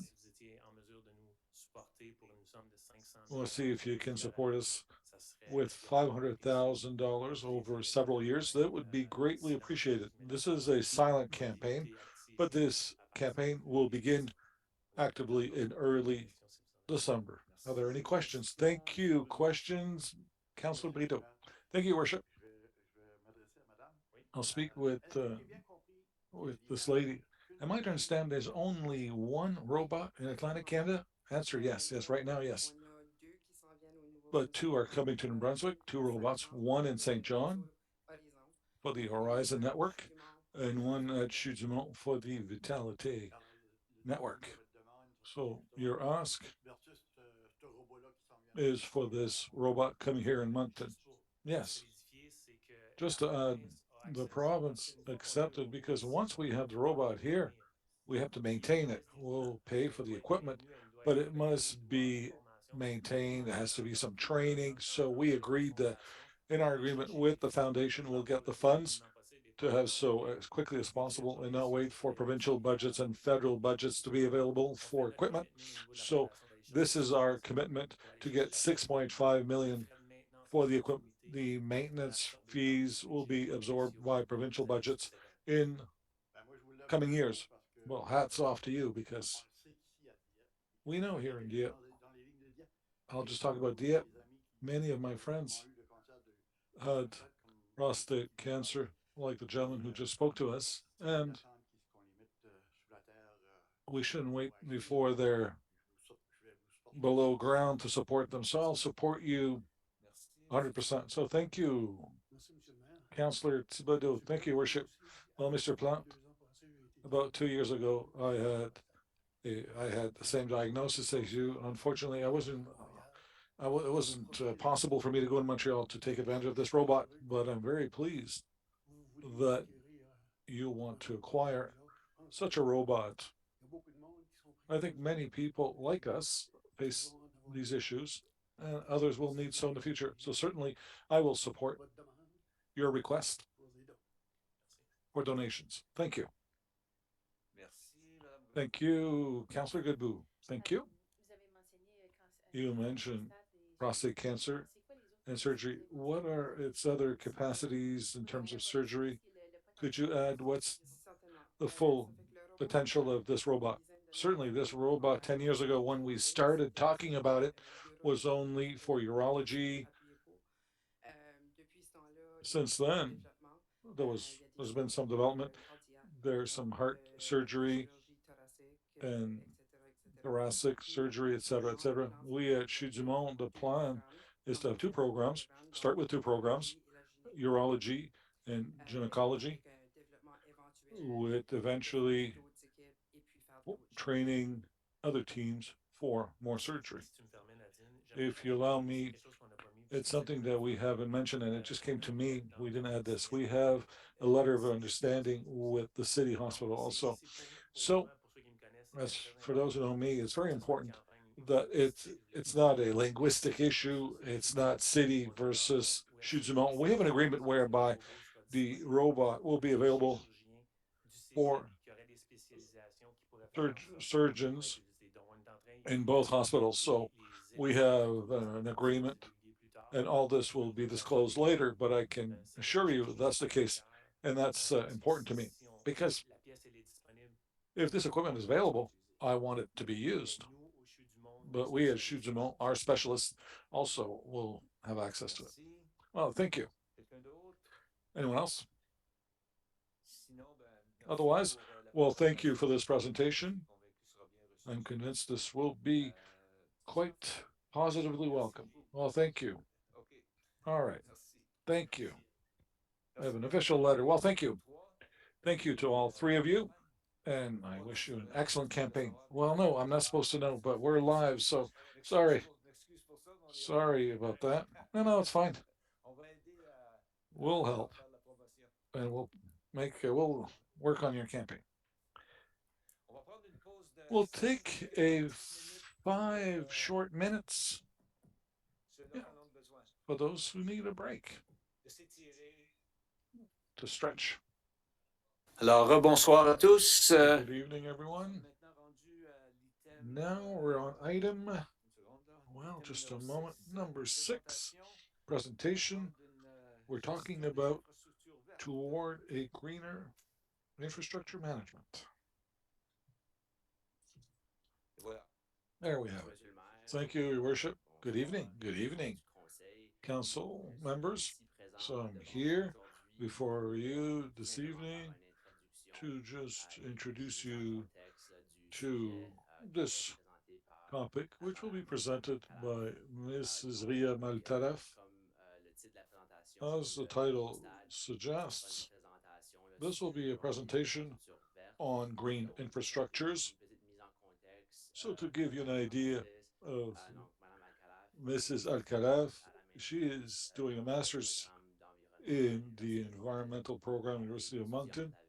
She's a student with us. We hired her recently, in fact, last summer as a student, and over the summer, even in the fall, she worked to do an inventory of green assets in Dieppe, the assets that we have, and the state also of such green infrastructure. So without further ado, Mrs. Alcalaf, the floor is yours. Good evening, good evening. Yes, good evening, Your Worship. Counselors, good evening. So today's presentation deals with managing green infrastructure.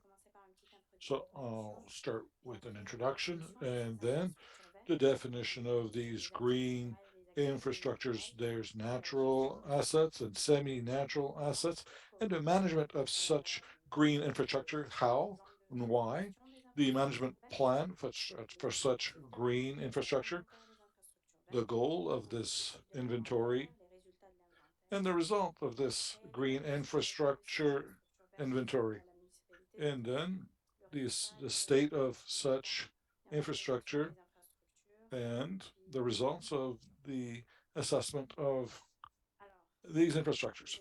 So, with extreme climate in Brunswick, we've seen this over the last few decades. We get more rain, which causes millions of dollars in damages. It's very costly for municipalities, insurance companies, and homeowners. In fact, flooding is a major cost in Canada. The Canadian Insurance Bureau said storms, flooding, and fires cost $2 billion in 2021. And consequently, this has an important social and economic and social consequences. But also, if green infrastructure can protect us and we can avoid environmental issues.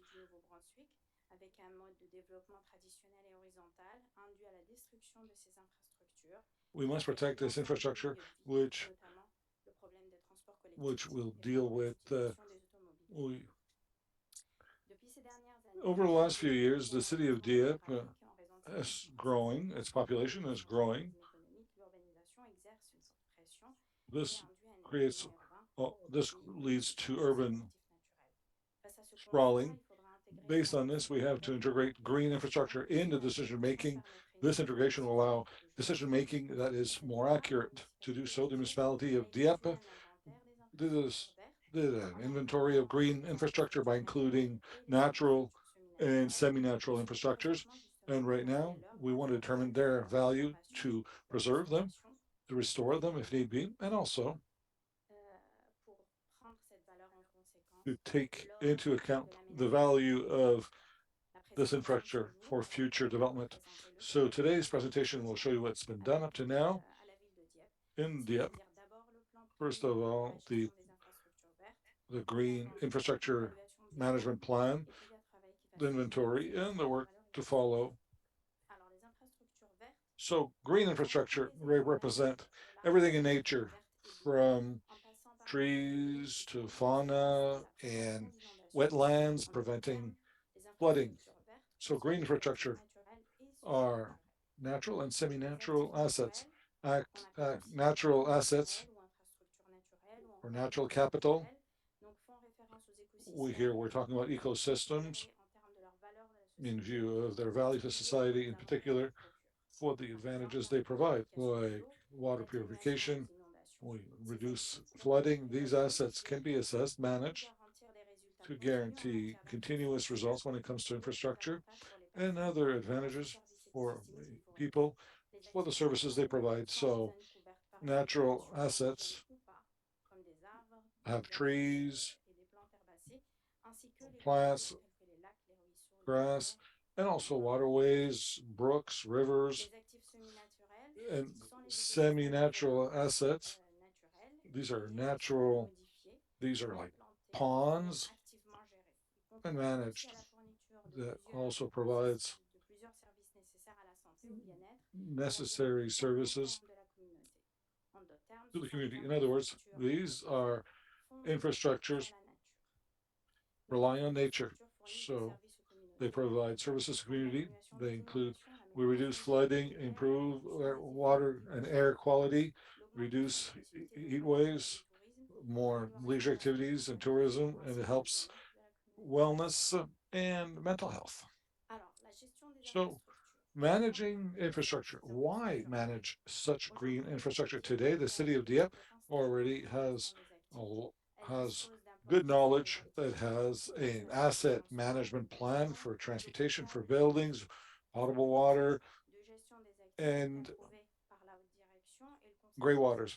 This has been approved by council. This allows we have a financial plan and we set budgetary priorities. Right now, the city of Dieppe wants to integrate this green infrastructure within its plan, seeing as this supports this green, this deals with climate change. We want to reduce the impact and also improve biodiversity.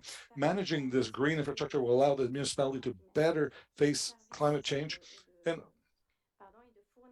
and provide essential services like water filtration, erosion, and protecting the environment. This plan will help us to better understand the role of these green infrastructure to adapt to climate change. Like, for instance, dealing with flooding will update our budgets. Having said so, understanding these assets, natural and semi-natural assets, could help us when it comes to planning and development, and it helps us when it comes to future investments. Managing this infrastructure would allow to adapt us to climate changes. Identifying semi-natural and natural assets and the services provided and assessing their financial value that allow us to better protect these environments, these areas, and integrate them in plans and policies and urban planning. All this lines up with our strategic objectives in Dieppe, the government of New-Brunswick, and also the government of Canada. So how to manage such infrastructure up to now, the municipality did not include such infrastructure in its financial structure by adding value to green infrastructure. The city of Dieppe will have information on all assets, on their possible depreciation, and make sure that that these green assets continue to offer services to the people of Dieppe and also providing financial security. So here's the plan that was drafted up to now. Today, the city of Dieppe is at level 1 in this green infrastructure management, the end of the diagnosis where the city will assess and do the inventory. So at first level, we did the inventory of green infrastructure and the state of such infrastructure to be able to do a financial assessment and give them a monetary value. Afterwards, the city will have to start the second level, which is planning on the long term for this management by finishing a plan and also preparing an action plan to integrate this plan within the city's financial plan. It's also important to mention also that the plan, every step are taken into consideration and we can get some realistic data, up-to-date data, so that we can rectify and add to the inventory over time. So the inventory of green infrastructure, the goal is to illustrate and show various infrastructure by offering details on their where they're located, their percentage in terms of the size of the municipality, their quantity, the state, and the risk they face. Based on the preliminary plan, the inventory project is the first step, which is an important one to understand how to manage such infrastructure to maintain and improve them.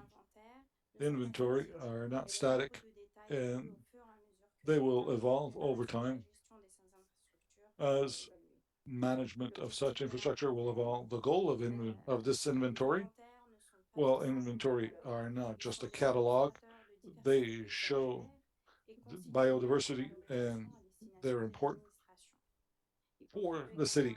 They also justify the creation of natural reserves and natural infrastructure and better understand future initiatives which and where they could be focused. So the result of the inventory, the goal of this inventory gave us 10,000 natural assets and semi-natural. So as you see on the screen, that including trees, etc., as we see on the first chart, this is based on Dieppe's city limits. This represents 93.37 square kilometer. As we see on the second chart, most of this is mostly forest. We have to mention that most of these assets are trees. An asset was defined as a continuous zone supporting the same type of coverage, like a forest that was cut down to build a road. In fact, would be two assets. The inventory does not understand the cost, so that's why we have to assess the conditions afterwards. Documentation for the state of natural and semi-natural assets, that's a key issue for inventory, and assessing such an assessment doesn't allow us to measure, or rather allows us to measure the health of these infrastructure and the capacity to offer services. Choice of indicators to assess the state of such an asset is based on measures and the state of these assets and how pertinent they are to assess the health and what services they can offer. For instance, the size of a bigger asset would be more connected to natural zones, and if there are more roads, then it's more fragmented, and we have a more important degradation of water degradation. And visits were taken just to confirm and check the state of such assets, and this makes sure that we have good green infrastructure.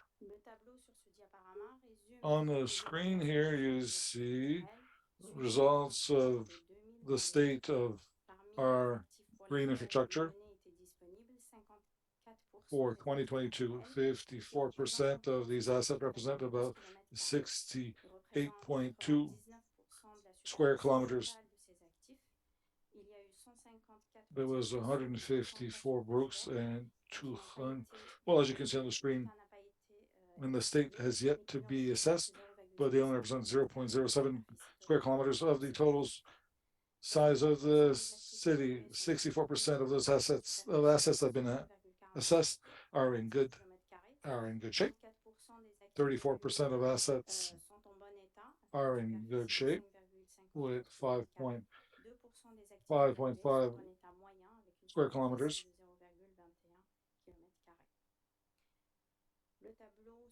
This chart gives you the state of natural assets following the city limits by 2023. So where the data was available. So 56% of natural assets represent about 93 square kilometers. They represent 99% of the total territory. So to 216 brooks, 204 green services that were not taken into consideration, that only represents 0.07 square kilometers of the total land mass. 92% of assets assessed are in good state, and they represent 91.93 square kilometers. And this is 1.8 square kilometers, 0.5 So as you can see on the screen. So it's important to mention also that this inventory and the state of our green infrastructure must be updated over time as new information becomes available. The next step will be done in the weeks to come. We'll focus on green infrastructure and their importance to the city of Dieppe. So, in this context, where we see with climate change, it's important to rethink planning by having strategies that will focus on resiliency to increase. There'll be more waterfall, more rain. This could be a major risk for residents and their property. So to manage flooding,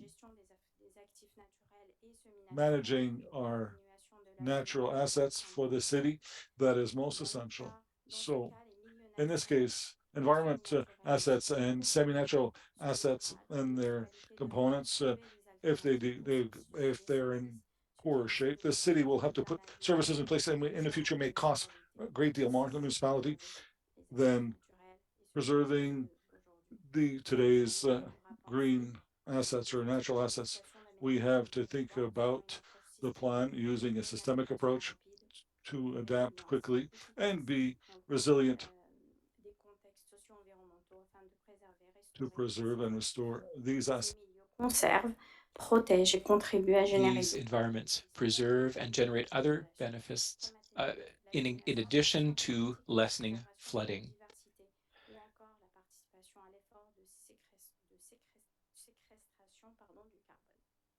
And this is part of other measures aimed at protecting the environment. Thank you, Ms. Kalaf, rather, sorry. Any questions on the presentation? Yes, I do. Councillor Godbout. Thank you very much. There's a lot of information, very useful. I know that that's going to be very helpful to us. I was probably one of those who was interested the most in natural assets. In terms of work, how much work did this represent, collecting all this information? And could this be something that could be updated?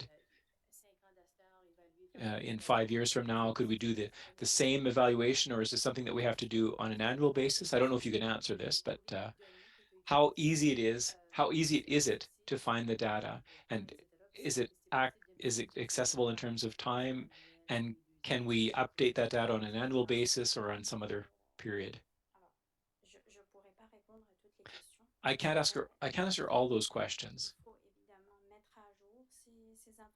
Now, of course, you have to update that data. The first data collection was more difficult, but I think, if we do this as we go, it'll be easier to manage, and it'll be easier to maintain an inventory. But after that, we have to get more specific as well. As we get more detail, as we get more information, we can go into more detail. So, for example, on the status or the state of those assets. If I can add, now, since Riam is part of the municipality, we have access to her data and her studies. So with our geographic system, now we've inventoried digitally all of those data. So with our internal capacity, with environmental department, the environmental department that will be joining us, and with our IT colleagues, we'll be able to make sure to keep those data updated. Well, I congratulate you for the study and for the work, and that's what I was looking for, and it helps us in decision making. It's a very good start, and I appreciate it. Congratulations. All right, Councillor Lewoutier. Thank you, Your Worship. It was more an information question that I was going to ask. So first of all, yes, thank you for the presentation. And yes, it's true that there are a lot of indicators and we've got a score of 33, but we don't have the expertise that you have. You are the experts, but now you'll be able to develop some plans. My question was as follows: from a national perspective, when you make or when you do an inventory, are there municipal standards or are there performance indicators that are standardized? Is this something that's already been established, or is it too recent, too new a field? It's a recent field. So infrastructure inventory is quite new. Dieppe is one of the first municipalities in Canada to do a study like this. Just to add to that, some municipalities across the Canada have already done this exercise, but accounting for the value of each asset, that's when it becomes more difficult. So this is a first attempt, and we'll have to work on it internally to see. We'll have to go and look at what the best practices are to make progress in this area. So we'll be looking for best practices in the area. Thank you. Councillor Boudreau, thank you, Your Worship. I just wanted to say a big thank you for this presentation. Well, we were all excited to see this type of work for the city.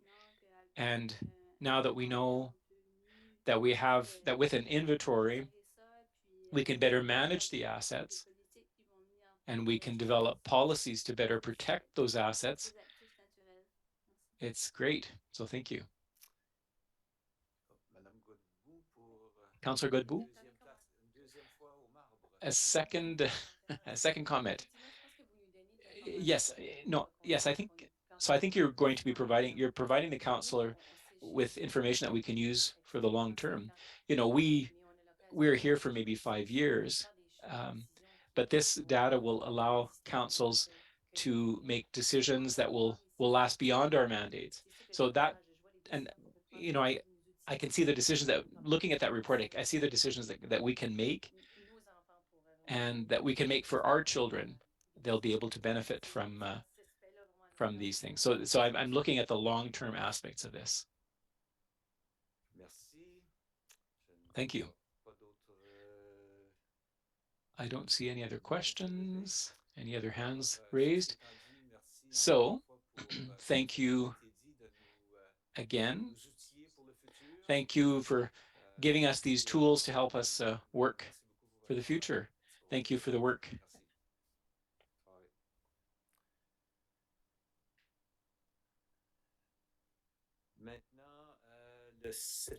I would now like to go to item 7 on the list.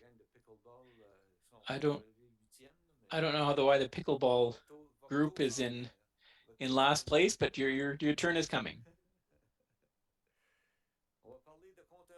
All right, so now we're going to talk about water meters. Everybody's excited. I see it.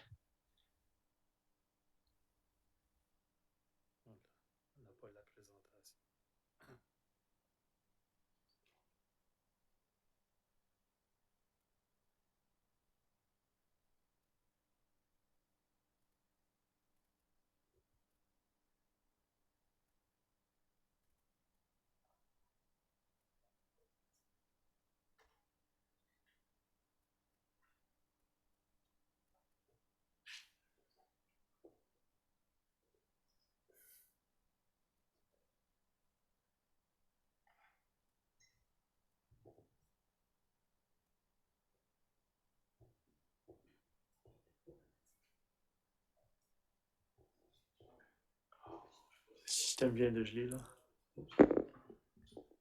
The system is frozen.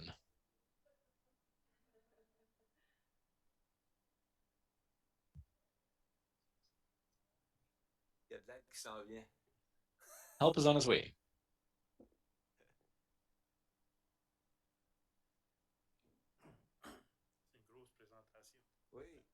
It's a big presentation.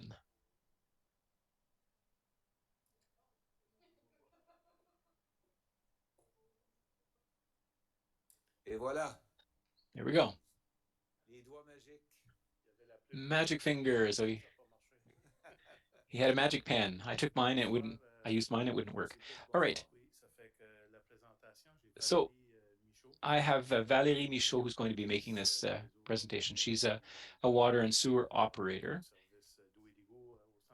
with the at the operational center. So she'll be talking, giving kind of the broad strokes of the water meters, and then there will be other steps to come after that. But this is the initial discussion, and we'll be talking about the future acquisition of residential meters. Merci. Bonsoir, Madame Michaud. Hello, Ms. Michaud. Hello, Your Worship. So as Raymond said, what I'll be presenting you is the results of a research project that I did. I explored various options regarding the possibility of getting residential water meters. So I just wanted to talk a little bit about the current status in Dieppe. We don't really, we only have ICI water meters, so in institutional, commercial, and industrial water meters. We have 614 of them, and we have towers to capture information. So if there are continuous leaks, we can detect on continuous leaks, so leaks that have been lasted or that have lasted more than 35 days for 24 hours, 24/7. So I can generate a report, and we send letters out to these people, telling them that they have a continuous leak, and we just tell them, you need to repair this or it's going to cost a lot of money. Our online system only allow us to capture about 80% of our meters. So phase 1 of our project would allow us to get to the 100% online before going any further and before adding any more meters in the future. So why do we need water meters? So the current challenges is that we get emails, telephone requests from citizens. People are asking us, why don't we have water meters in Dieppe? Why don't we have the option to get one voluntarily? Why are there some in Moncton but not here? So we get a lot of questions. People want to pay for what they consume rather. People often complain, and they're asking for a more fair system. So the elderly, for example, who say, there's only 2 of us, we consume very little water, but we have, a family beside us with 4 or 5 children. They have a big pool, and it's not a fair system because we're paying the same thing that they are. And we also want to meet the needs of our community as best we can. So here's what we did. I went, I contacted people in Ontario, in Quebec, Prince Edward Island, various locations in New-Brunswick who already have water meters and who have started up projects. And I wanted to check with them, what were the issues? Why did they decide to undergo or to go down that road? And what were the approaches that they used? What were the do's and don'ts? What did they do that worked and what worked less well, so that we don't have to reinvent the wheel? And I also wanted to kind of get a sense of what the good approaches, the right approaches were. So almost everyone agreed on 3 main issues. There was water conservation. You want to be able to conserve water as much as possible. And it's a question of fairness as well. The types of approaches, there were voluntary programs where people could voluntarily decide to go and get a meter. There were also mandatory programs. Some municipalities decided that, starting on such and such a date, we're going to put water meters in every residence. I put sampling in italics because I was told that it was very important, especially in Quebec. In Quebec, if a municipality wants residential meters, they have to go through a sampling process to be able to justify the expense. They have to show the effect on billing and explain what's going on in that region, how much people consume, and they need data. There are also incentive programs that to reduce water use. And in some places, there are also penalties as well. There were penalties for to encourage people to get meters. On nous a dit qu'il y avait beaucoup de succès au niveau des programmes incitatifs. A lot of successful incentive programs and penalties for those who don't get involved.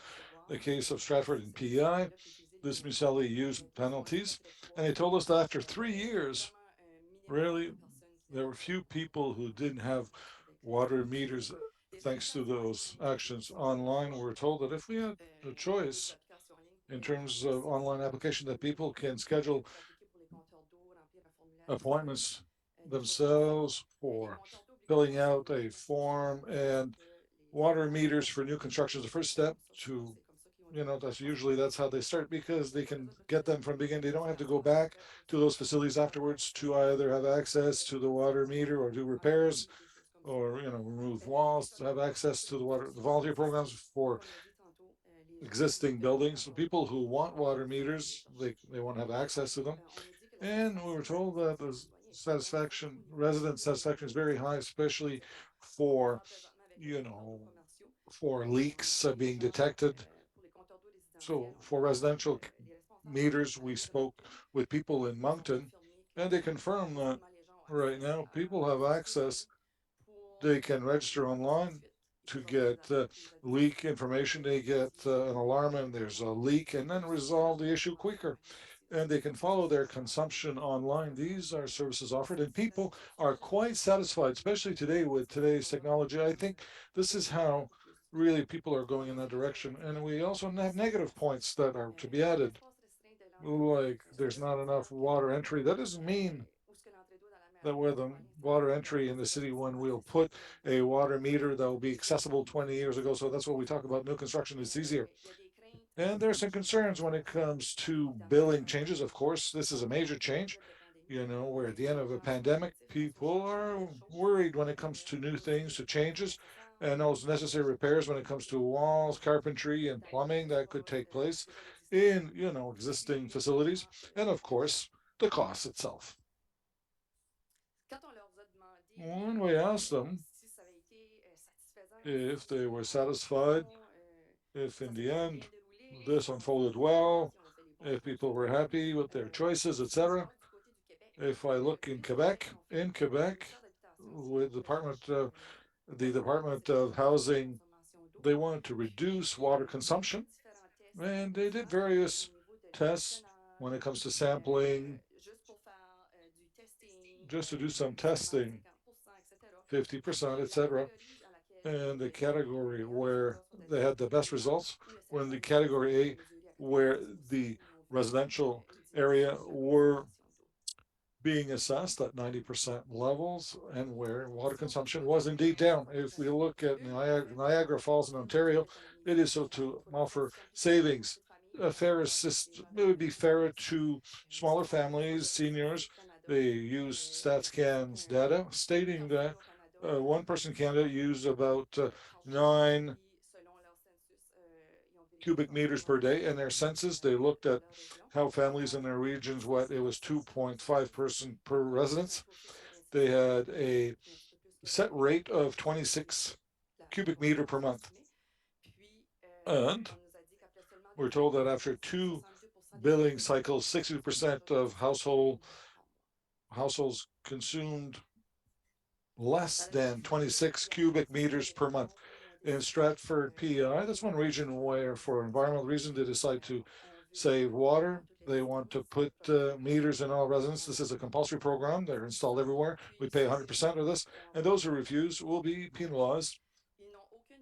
They have no data before those meters were installed, so they can't compare before and after. And I'm told they had to readjust the rate because consumption was much lower than anticipated. And I'd like to mention that they didn't use sampling before they started this process. So if we look at the city of Moncton, we're told that the user payer system that bills users for the amount of water they use, reduce water consumption by about 15%, and people are very satisfied with the online system. We had that there's also less paper being used with this online system. They don't need to print bills, and the follow-ups are done online or on the phone.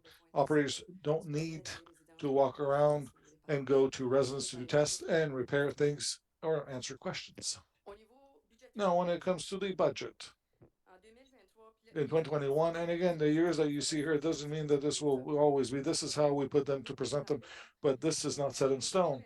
For 2023, as I said at the beginning of my presentation, the first step is to set up our system to collect our data. 100% we can add more water meters. So this is 69,543.95, and I added when it comes to the compulsory program with new billing in 2023. Again, we don't know if we'll launch this in 2023 or 2024, or even if we'll launch this program. This is an open discussion, but we estimate that with the results obtained in 2021, 120 residents were added per year to the city of Dieppe. If we would $490 per demo, that's $88,000 per year with new buildings in 2024. The following year, after we have the online system 100%, we could start with the sampling program. Of course, the sampling program, participation ideal was 400 to 500 residences based on the number of residents that we have to be as representative as possible. It doesn't mean that we'll have 500 residents. It doesn't mean that we'll have 400 residents, but we're focusing on these numbers to be as representative as possible. If we go with the 500 residences, and that would be a project with Neptune, our water meter supplier, and they take care of this. They install those meters themselves, and this $350,000 for that year with the sampling. If we add the new residences, 180, we would increase in 2024 $438,200 in 2025 if we continued at that time, depending on the results with sampling, with our data being collected, and we're satisfied when it comes to the rates set.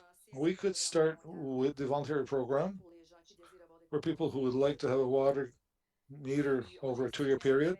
And we estimated a participation of about 25% a year over 2 years. That would be 2,500 residents a year. That would be $625 per residence for the counter. This gives us 1.3 million. Yes, that would be the cost. And this is over 2 years.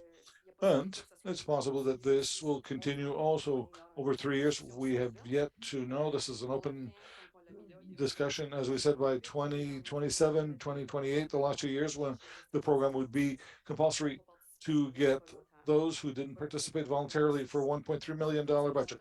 So a total of $6,511,243.95. This is give you an idea of these amounts spread over time. And if we're asked if we had additional human resources compared to Moncton in 2021, they had 23,000 meters, 2 full-time technicians, 1 operator, 1 admin support full-time, and they had 233 inspections in 2021 with an online system 100%. I did projections for 2027 where we'd have about 10,450 meters, 1 full-time technician to compare what we're doing now, 1 operator, 1 admin support full-time, 106 inspections. This is an estimate with the online system fully operational. Thank you for your attention. Any questions? Thank you. Questions, Councillor Gadet. Thank you, Worship. Just a question. The city would be responsible 100% for the cost of installing these meters as presented here, yes, but as I said, these are talks that are ongoing. This is where we're here tonight to talk to you. We want your feedback. We want the public's feedback. Also, what we presented here is what we saw elsewhere, what people have done, and possibilities that are possible, possibilities. And we look at various possibilities and see what the city of Dieppe will select. Remains to be seen what will be better for its residents and for the city itself. If you allow me, I'd like to add right now water meters, commercial and institutional meters. We supply the meter. So these are things that'll have to be determined during the process for residences. But during the sampling, the estimates that we provide, and not just the sampling, the whole program, which we'll have to offer, we would provide and install these meters. That's the program. Now, between now and the time we implement it, decisions will have to be made. But right now, for institutional and commercial, we provide meters. Mr. Councillor Notting, thank you, Worship. Thank you for the presentation. 3 quick questions. So, if I understood correctly, total cost of this project until 2028 would be 6.5 million. All residences in Dieppe would have water meters. Is that correct? Answer yes. 6.5 million. Yes. That's my first question. The cost for the meter for residents, is that between $500 and $600? If I can see, as far as I can see, that's installed with the labor, the plumbers work, etc. If I just gave a meter for new residents, it would be 400, between $400 and $500. All right. And my last question: other municipalities like in PEI and in Moncton, did they pay for the meter and installation at PI? In PI, they paid 100%. In Moncton, I'm not sure. Do they give the meters? They're free, right? The meters in Moncton? Yeah, Moncton provides them. All right. And they'll recoup their investment through billing, I imagine so, with a set rate. All right, thank you very much. Thank you. Thank you. Councillor Thibodeau. Thank you, Your Worship. I understand correctly, in your presentation, you said that in Moncton, it represents a reduced water consumption of about 15%. Answer yes. So we can assume 15% could be reduced here in Dieppe. We would have less water to buy from Moncton. So that would be some savings for us. Certainly, we could calculate how much it would take us to recoup our investment, how much time would be required. What's interesting also, when it comes to accounting with water meters, we can manage our potable system. Yes, we'll save water for residences, but when we do an audit of drinkable water like they do in Quebec, and I did it here with Dieppe. If we were in Quebec right now, we would hear about this because we can't justify where our water goes.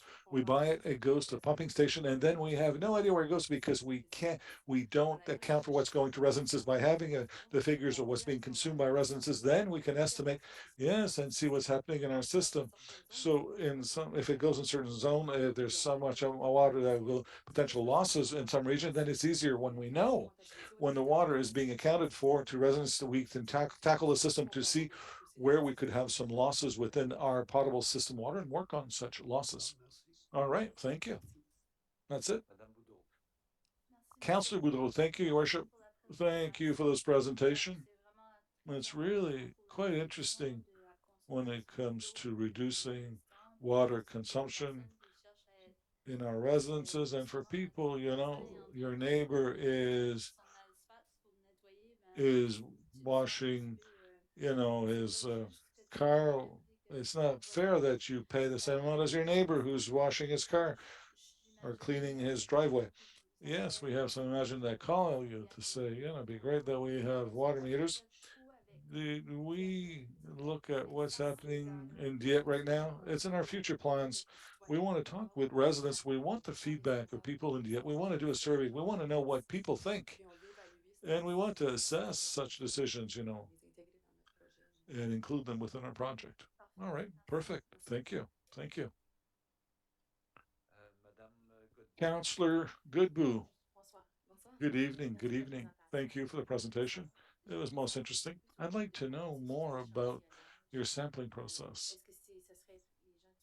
Would it be people, would be volunteers? right now for the time being? And what would be the intent to have various people? Because people who will be volunteers will say, for me, it's great that, or they do it voluntarily. It's advantageous to have a water meter. So we need a good samples to give us good information. Yes, absolutely. We'll have a selection process, probably through a form to have some variety, have seniors, big families, small families, to really have a sample that's representative of the people in Dieppe to get good data. And then we'll select those who will apply, first of all, and check that we have a good mix of all to do this study. And also, we'll have to validate and visit on location, make sure it's accessible and doable without this being too costly. As I explained earlier, it doesn't mean that if tomorrow morning I want a water meter in my house, that this will be easily accessible to install it. So these are points that will have to be studies when it comes to sampling, so that it's not too costly, and do a good selection of those locations for our study. Now, is your intention would it be to have the invoicing adjusted for people participating in the pilot project? So from the time that they start, well, that's what Rimouski did to encourage more people to participate in the sampling. It might be interesting to get people, more people interested. We we want people to participate, so we'll have to find ways and incentives to get them to participate. Yeah, well, we'll have to kind of think of ideas to motivate people to participate in the pilot project.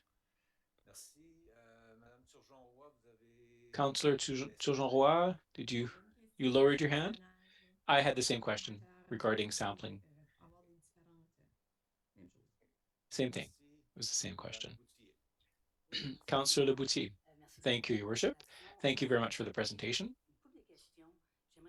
I have a few questions. I'd like to start with November 14th, the presentation. There was $500,000 in the budget for water meters. What's the difference? Can you explain that? In the 700,000 rather, there is money set aside for installing meters at the property line for businesses. So we've done that there were a few, we've done it in the past, and there were a few locations where we were recommended that we should put the water meter at the property line. So for one example, there was a leak recently in a business where we don't have the meter at the property line, and that leak cost us $69,000 to the municipality. So starting next year, we have a program where we want to invest in so that we can fix those problems, so that meters are installed at the property line. And there's a portion of that $700,000 as well for residential meters that we are going to be recommending for sampling as well. So that's where that $700,000 comes from. All right, thank you. I'd like to come back. Now, in the years where I've sat here, we always have, when we're talking about $7 million and for big projects like that, we've always conducted a feasibility study that goes into depth. Now we don't have, I don't know, I'm not saying we don't have the expertise here, but usually we deal with experts. But in this case, for this first stage, why did we not choose to pursue that opportunity? There was a study that was done in 2014 with a private firm. And so this one is just the first stage. We're talking about things, but we have other consultants as well that we'll be contacting when we go ahead with, if we go ahead with the sampling. And so we'll be getting their comments and their feedback and their expertise on the project at that time. Okay. Now, listen, I'm not gonna, before we go spend $400,000 on sampling, I would have liked to have seen a feasibility study with the needs, the overall costs that we'll need will be needed to operate this, but $1.6 million are costs. We spend 1.1 on operational costs. $2.7 million, we're going to be spending 7 millions plus interest. How is that going to be paid for? Are there going to be grants? We should be looking at that before we should be doing that before we go to the sampling stage, but that's my thoughts on the issue. And also in terms of equipment, we're talking about Neptune, but why?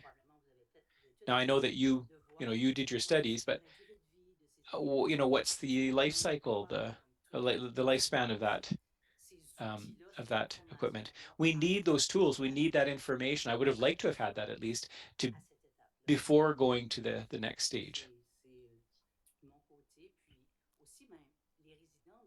And with residents, having that information will allow us to better communicate with residents. We'll be able to say, okay, this is what we're doing. What else this is being done elsewhere in Canada.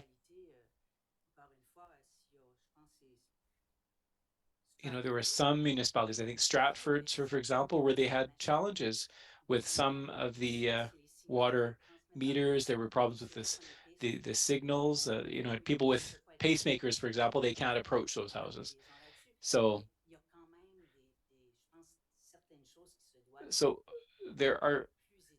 I think there are things that we have to study further before we go to the next stage. That's just my opinion. But it's really a good project, and I can understand the challenges that we have, environmentally speaking. We have to be proactive. But is the timing right? I don't know. But the future will tell. All right. Thank you, Councillor Leboutier.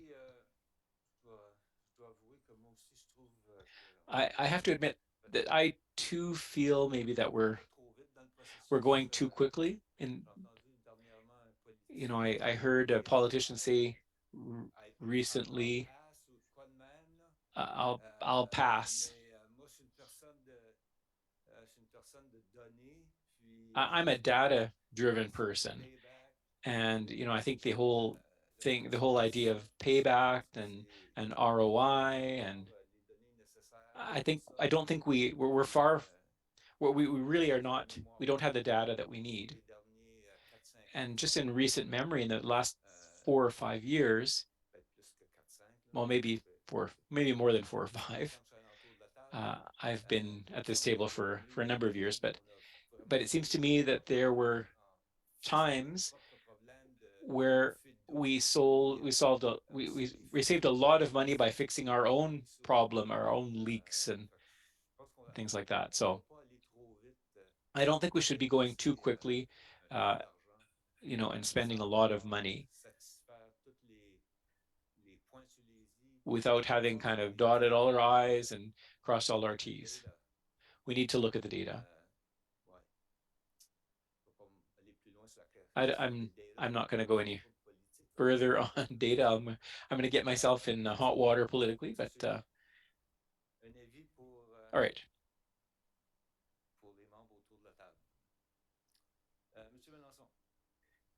Councillor Melançon, or Mr. Melançon.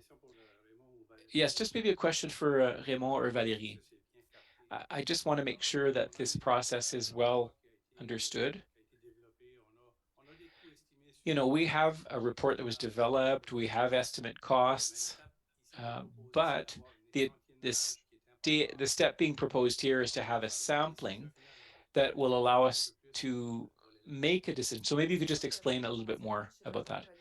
Yeah, the sampling stage is to be able to determine what's happening in terms of consumption in Dieppe. And that's when we'll be able to decide whether it's worth it or not to go any further. And we want to be able to take that data, and we want to be able to base our decisions on real data rather than fictitious data. And we can't do anything else before we go through that that stage. Other municipalities got their fingers wrapped when they didn't have enough data. So the sampling, So we're looking at what, $100,000 for sampling? Yeah, if we go with the 500 residents, yeah, that'll be the cost. All right. Thank you. Councillor Godbout. Were we able to find that pilot project that we had 20 years ago? When I bought my house in Dieppe, there was a water meter, and it was a pilot project at the time. Are those meters still in use, or? No, we saw them in some residences when we checked, but we don't have any data on that.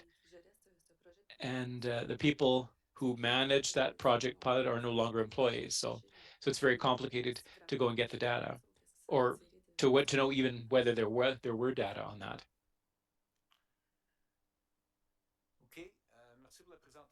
All right, thank you for the presentation. I know that there was a lot of work done on that, but there's a lot of work to do again, I think, to convince the majority of councillors that we need to go and spend $7 million. So thank you for listening. We'll talk to you soon.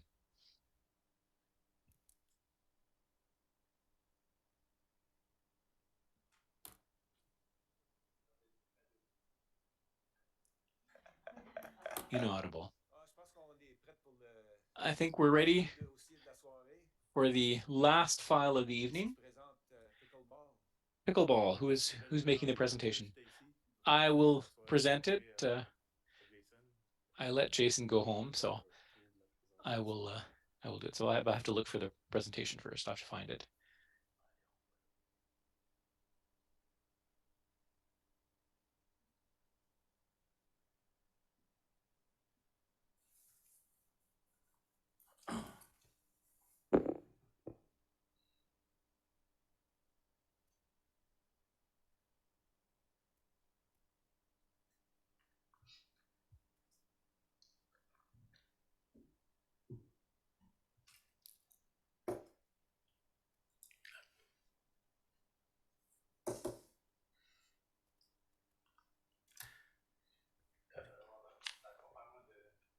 Magic marche pas sur ici. My magic pen is not working this time.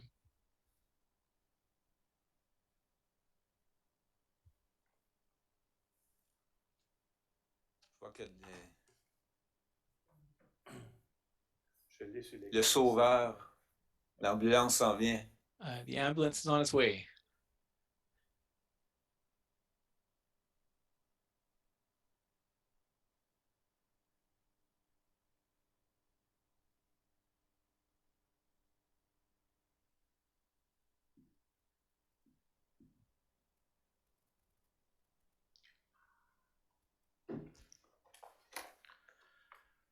Bon, maintenant le projet Pickleball. All right, the pickleball project. Une histoire qui a eu beaucoup de rebonds.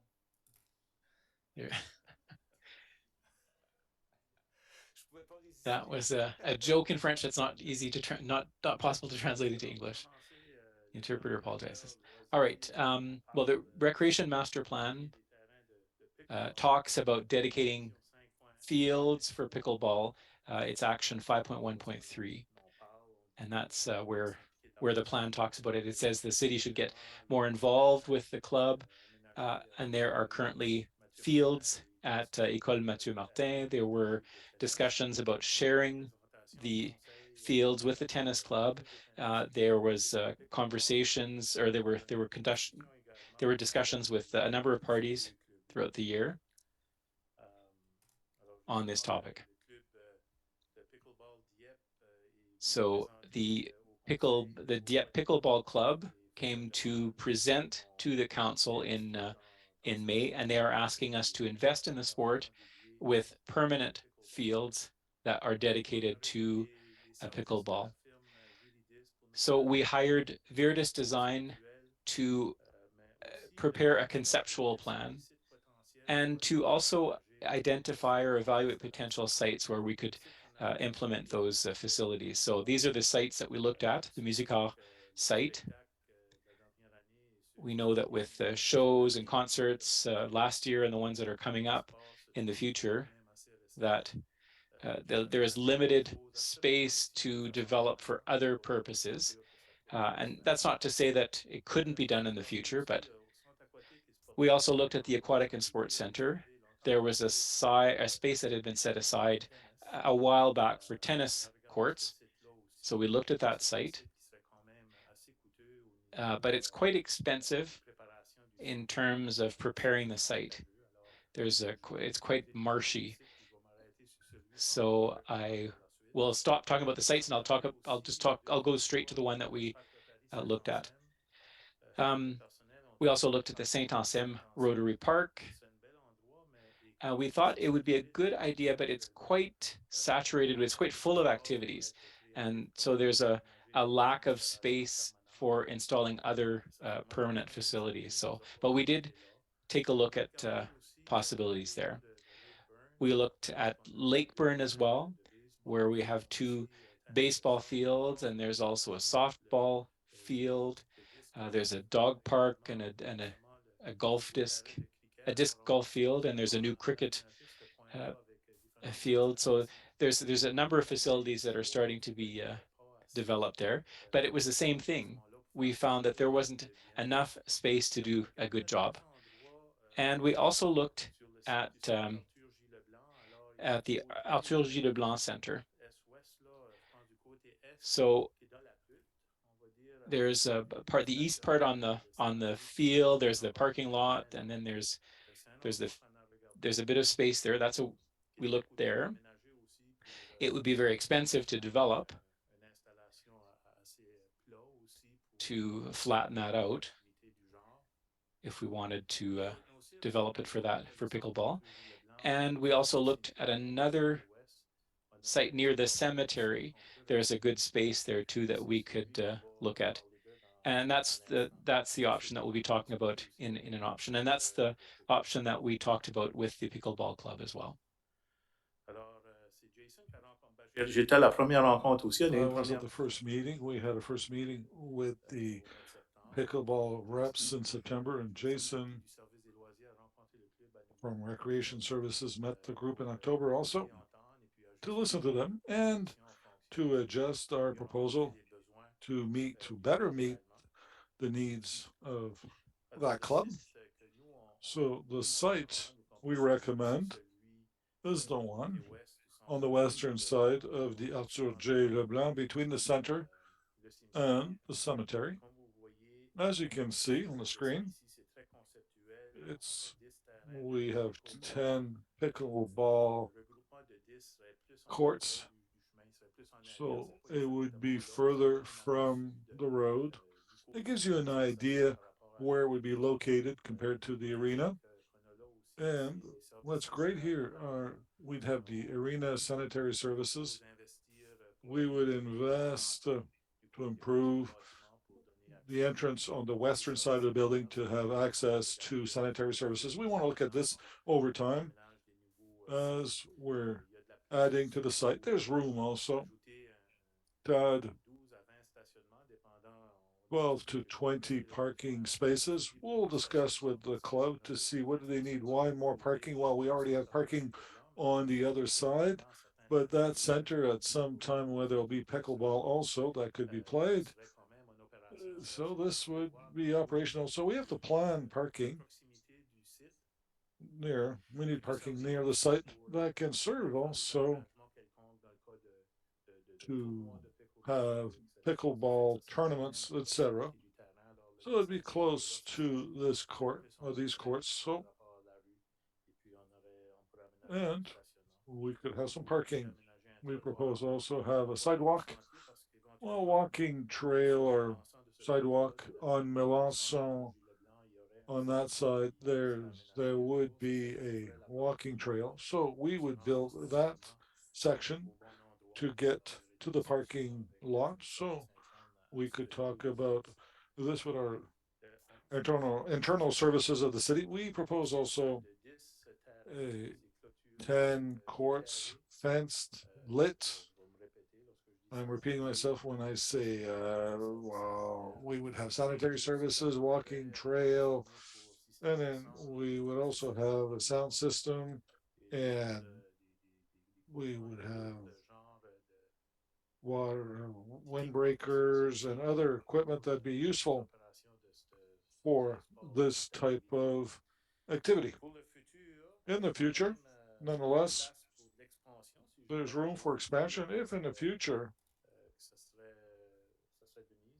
if it was required, yes, we could expand. And it was mentioned that in terms of structure and roofing, we don't have the cost estimates because the cost estimate is 900,000 to prepare this property and have good drainage. We also include, nonetheless, a lot of issues because there are some unforeseen things when it comes to building projects. So we're at the design stage. So there may be some unforeseen events. With this budget approved next week, we could start drawing the plan for this site over the next year. So I don't know if you have any questions. This is a quick summary, but it gives you an overview of this proposed project for 2023. I saw this quickly recently on TV that I saw on TV recently that there were stars and actors in the States now.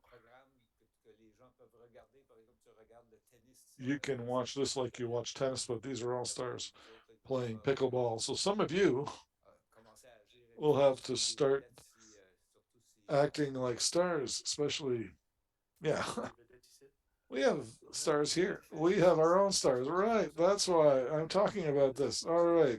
Councillor Leboutillier, thank you, Your Worship. Yeah. Thank you very much. Great. I think that's excellent work. And if people from the pickleball club are happy, this will be great. It's interesting. This location is an interesting one. And my question is the following. Seeing as it's a location that was used in the past, young people train there, and there's a compressor on the side, right? Is it noisy? Will that be a challenge when it comes to too much noise for those people? So is the exterior fridge that's on that side. It can be loud when it's fully operational, of course. That's when the outside temperature, they'll work harder in the spring and in the fall and not so much in the winter. So yes, it can make some noise, but that is the last rink that we open in our 4 rinks in the spring and fall because that ice surface is not operational in the summertime. So this will reduce the amount of noise. And when we're talking about fall, I know the club is also very active in school, not meaning they couldn't use the site. They could use it as long as the weather permits. But that's about it regarding this, yeah. So the arena as such, the ice is removed when? In May? From May to September, it's not operational, or May to August? Usually this ice is installed in September, even later in September now. The first or second week of May, if we can get that far, we're pushing the envelope. All right, well, thank you very much. Thank you. Councillor Goodboo. Yes, thank you. I had a question when it comes, and I always ask the same question when it comes to opportunity costs. By putting this there, what's the impact? Meaning on future production of that land, if we had another rink or something else, do we have plans set aside because we would use this and dedicate it for pickleball? And of course, we purchased this land. I don't quite recall the year when we're looking at adding ice surfaces. We looked at that. In fact, technology is always changing. There was nothing positive by adding more ice where it's an arena and we would have another rink next to it. So mechanically, there's no benefit, but technology changes. So in the future, I could change my tune. But with our master plan may say otherwise, but if we select this site for pickleball, it would be at the, you know, it would be the same assessment whether we install it here or elsewhere. But there was nothing this site was not dedicated for something specifically. Of course, at the time we bought it near the arena, we wanted to add a third rink to AJL. That was the intent at the time. We had preliminary plans many years ago, but we reached a conclusion that there was no direct benefit by adding it there. And what are the other possible usage for this land aside from an arena? Well, listen, in the master plan, we talk about a gym near the aquatic center, and the last master plan, it could have been various facilities, of course. I can't specifically say which one could go there instead of pickleball. We think it's a good location for pickleball, but aside from that, I can't add much when it comes to the plan. Last question. Pickleball, it's a great sport, and I want to encourage that in Dieppe. Great sport. So I know we mentioned, you know, we want to stay within the budget. So how much more would it cost if it was more sheltered, if we could use it when it's raining to have a roof, basically? I don't have the data, but other projects that we assessed, if I take the size of that site, we're talking about $900,000 as is the site as such. Pickleball is about 600,000. So of course it would be times two. It would probably $600,000 to $900,000 more if it was a closed structure. These structures have to be well situated. We're talking about a good foundation to be solid. So it's something that we can assess as an alternative. Plan the space during the construction phase. If in a second or third phase we planned for it, and we could have preliminary costs for this, but tonight I'm just comparing this to other similar projects in the past. I was thinking of tennis, tennis you can only play in Farrington. They have something that's covered. So I just want to make sure that if we're going to invest, sometimes you put a little more and you have a lot more. That's what I'm trying to assess. I'm trying to get some information to see if it's the same situation. If we're talking about indoor tennis, the old plan I recall was like near the aquatic center. That was the plan when we talked about this in the past. And I'd say that's about what, 15 years ago, if not more. Yeah. But I'm comparing other sports. In Fredericton, they have indoor tennis. They can practice it year round. Yes. And it's a private sector that did it. Yes. If we can find a multimillionaire who's interested in pickleball, yeah. I just want to see what can we have more, with a little bit more investment. That's all I was looking into. All right. Well, thank you. Thank you, Councillor Boudreau. Thank you, Your Worship. I see in the master plan, we spoke of 3 properties, but you're proposing 10 courts right now. 10, yes, 10 courts following discussions with the club members and the number of members they have and the scope of that activity. So we were proposing 10 courts. Would it be better to have fewer but covered or having 10 courts but without a roof, Is 10 better? Perhaps our professionals here could help us. I don't know if you've had these discussions at the club.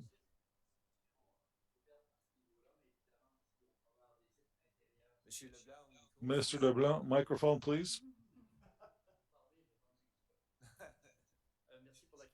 Thank you for the question. And yes, we haven't really talked about this at length, but ideally, we would also have interior courts, but this would add in terms of costs. And I think we'll start with exterior courts. And then to add to Councillor Godbout, we have gyms that we can use in the winter that tennis cannot use to play indoors. And if we wanted to build, I don't know if my colleagues agree with me, but the idea of a community gym would be a good one. Eventually, in Dieppe and pickleball could be played there. So we'd have outdoor courts and also indoor ones. So, so with a dome from the private sector. At one point in my career, I worked at Rampton and on Main Street on Queen.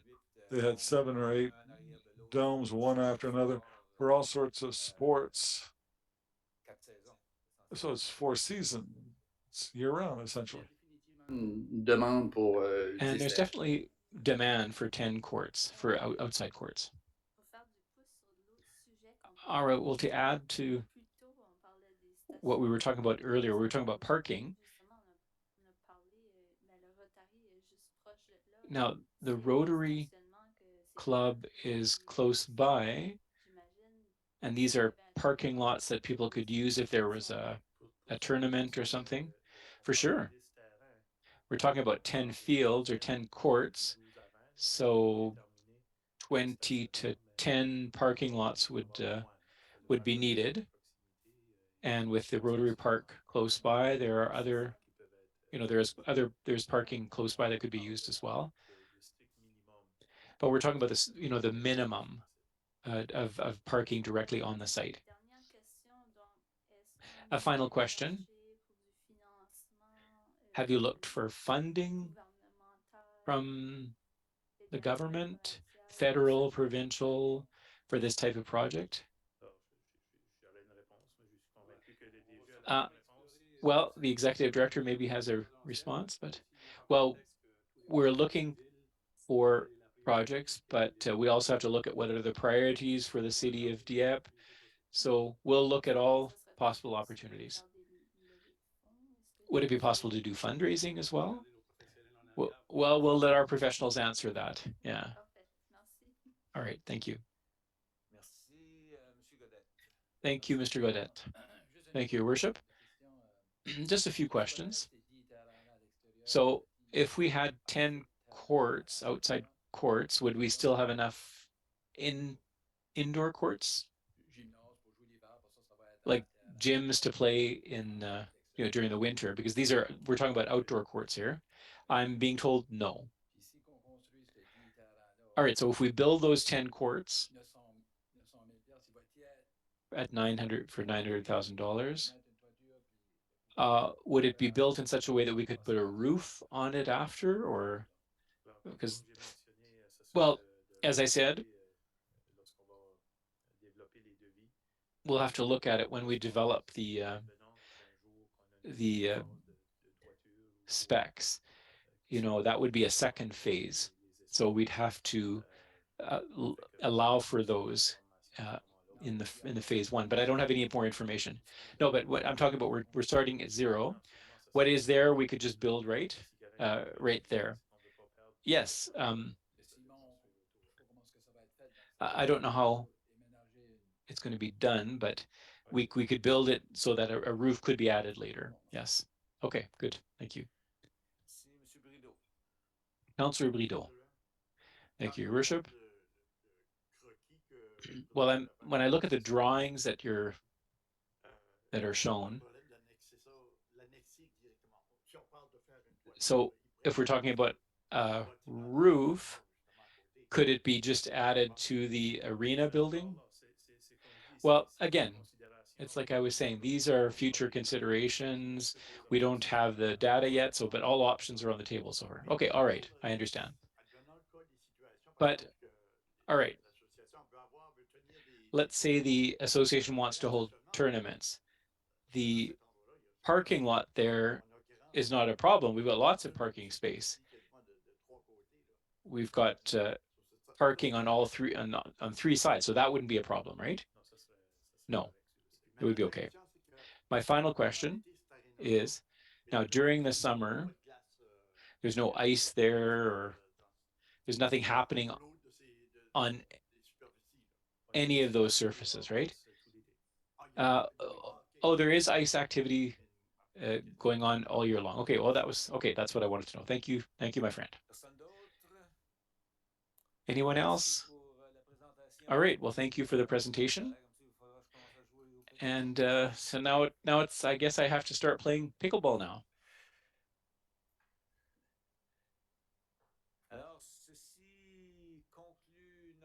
So this brings our meeting to an end. Thank you to all of you for your participation, for participating actively. I don't know if you want a 4-minute spot to say something, or it's not on the agenda. Okay, yes, that's right. Good answer. All right, have a nice evening, everybody. Goodbye.